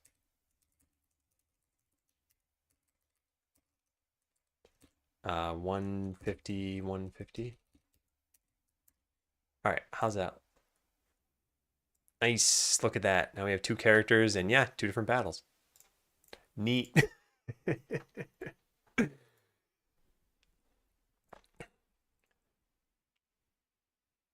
Yeah, pretty cool. I mean, imagine there were different abilities. Imagine the abilities actually had some differences between them. And then imagine this is playing out over the course of like 10 different characters all leveling up together. And the battles need to get laid out a little differently too. But yeah, it's coming together. Thanks, technician. Streamers relaxing to watch and listen to. Yeah.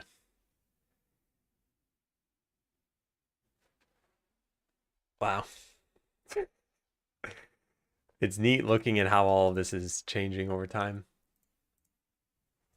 Yeah, so adding new characters should be pretty simple at some point. And then we need a way of you controlling different characters. I guess I should add that as a task over here. The next task I need to do is commit everything I've done here. I might just do that tonight off stream. Yeah. Consider committing everything off stream. This idea I want to have listed in here under ideas. Here we go. I need to fill out the journal.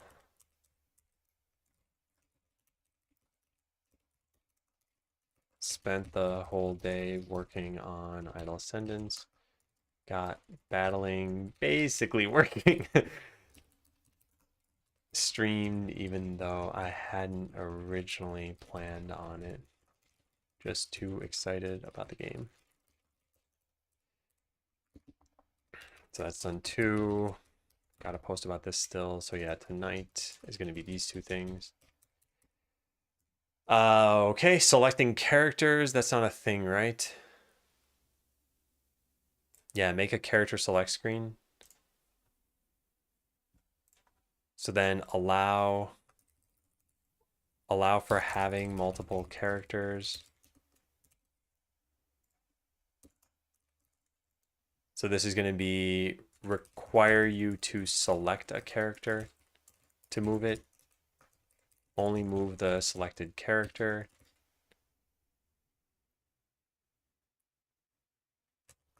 Maybe show a UI that's always accessible that lets you select a character and see where it is in the world.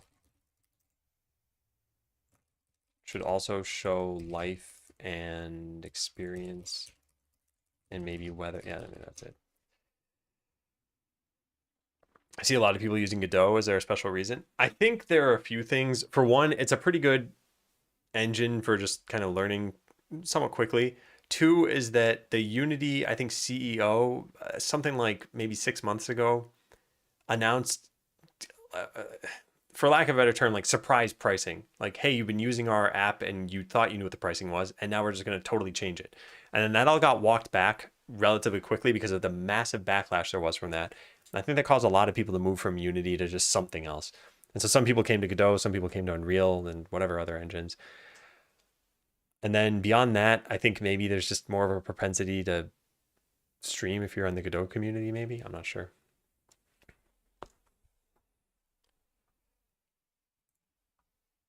All right, I think today got a little off the rails, and I think I know why as well. And I think it's just like yesterday was what, like 6 hours of game dev and 1 hour of mentoring. And then today was actually probably 7 hours of game dev.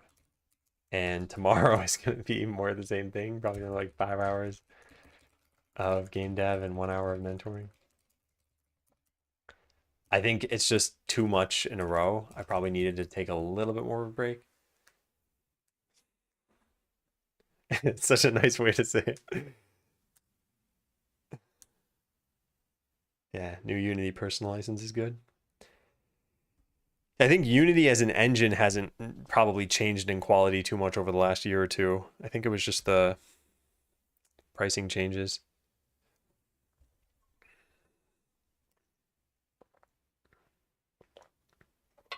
Also, Godot is getting more and more mature. I don't think it's maturing at the same rate that, say, Unreal is maturing. I just saw an article saying something like Unreal has improved practically every performance metric of the engine. And they already do some pretty impressive stuff.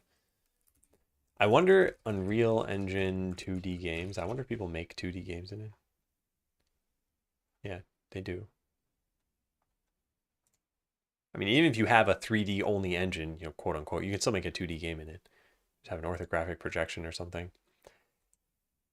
Okay, so what's the next thing that we should do? I wanted to do planning. I'm not going to do any more dev the rest of the stream. So battles sort of work. There's no way to really pick abilities. I feel like the ability system should be next. It's kind of a toss-up between handling... This isn't loading. I'll just refresh that. I can't. Chrome is actually not. What's going on? What is going on right now? Something's messed up. Ah, there it goes. Cool. Yeah, so I'm torn between this stuff, which is like letting your character level up, resting after a battle. Also, none of this should really be that hard to do, right?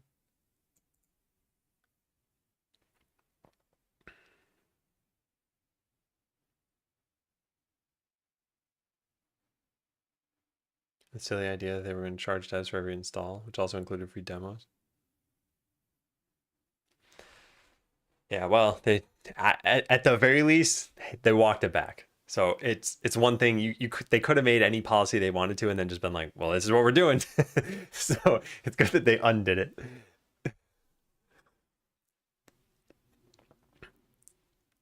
All right, yeah, I'm still torn. I don't know what we should say is next. Skill trees or end of battle effects. I think skill trees are going to be pretty intense. I think let's start with this one. It's a good way to at least kind of wrap up battles a little bit. Then I definitely think it's skill trees. I think skill trees are going to be probably a little bit tough. I think all the ability stuff is going to be tough. I think that's the last major system, though. The other ones are new systems, and some of them are big, but they're not like gigantic systems. Yeah, also another cleanup thing I should probably do is code cleanliness. So convert all of the progress bars I made into actual progress bars. Anywhere that I modify the scale of a sprite could be simplified. That's the whole point of texture progress bar. Then the other thing is I'm using something else incorrectly. Oh yeah, consider using actual buttons for the abilities in battle instead of a million sprites.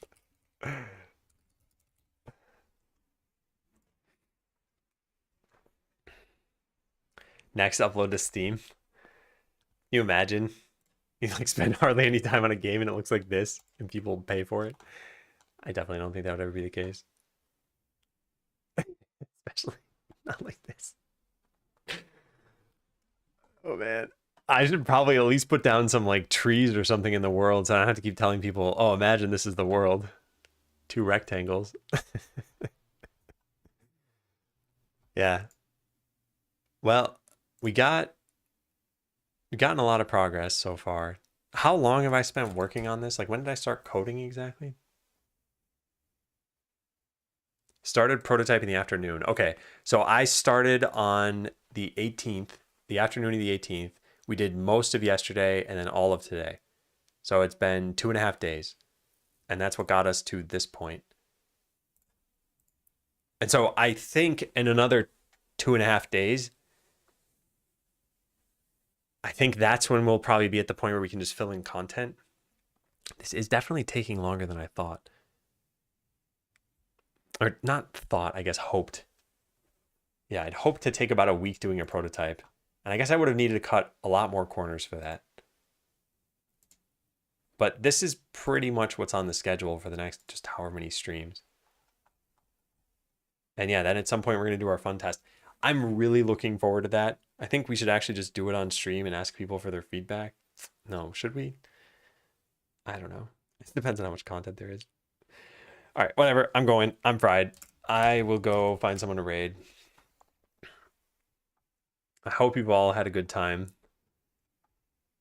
I have been very happy with how this all has gone. And I'm looking forward to doing more of this.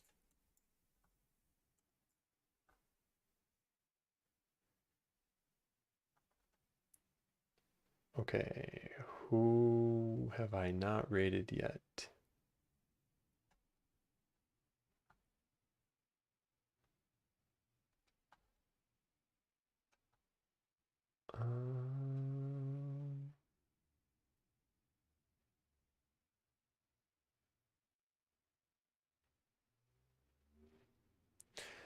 Okay, let's host this person, Dr. Mikachu. Thank you all for joining in. I've linked Discord if you want to join. I'll be streaming tomorrow and then not on the weekend. So yeah, there we go. All right, now I lost that person's stream. Where did it go? There it is. All right, yeah, take care. Thank you all for watching, and I'll see you tomorrow, hopefully. See ya. Whoops.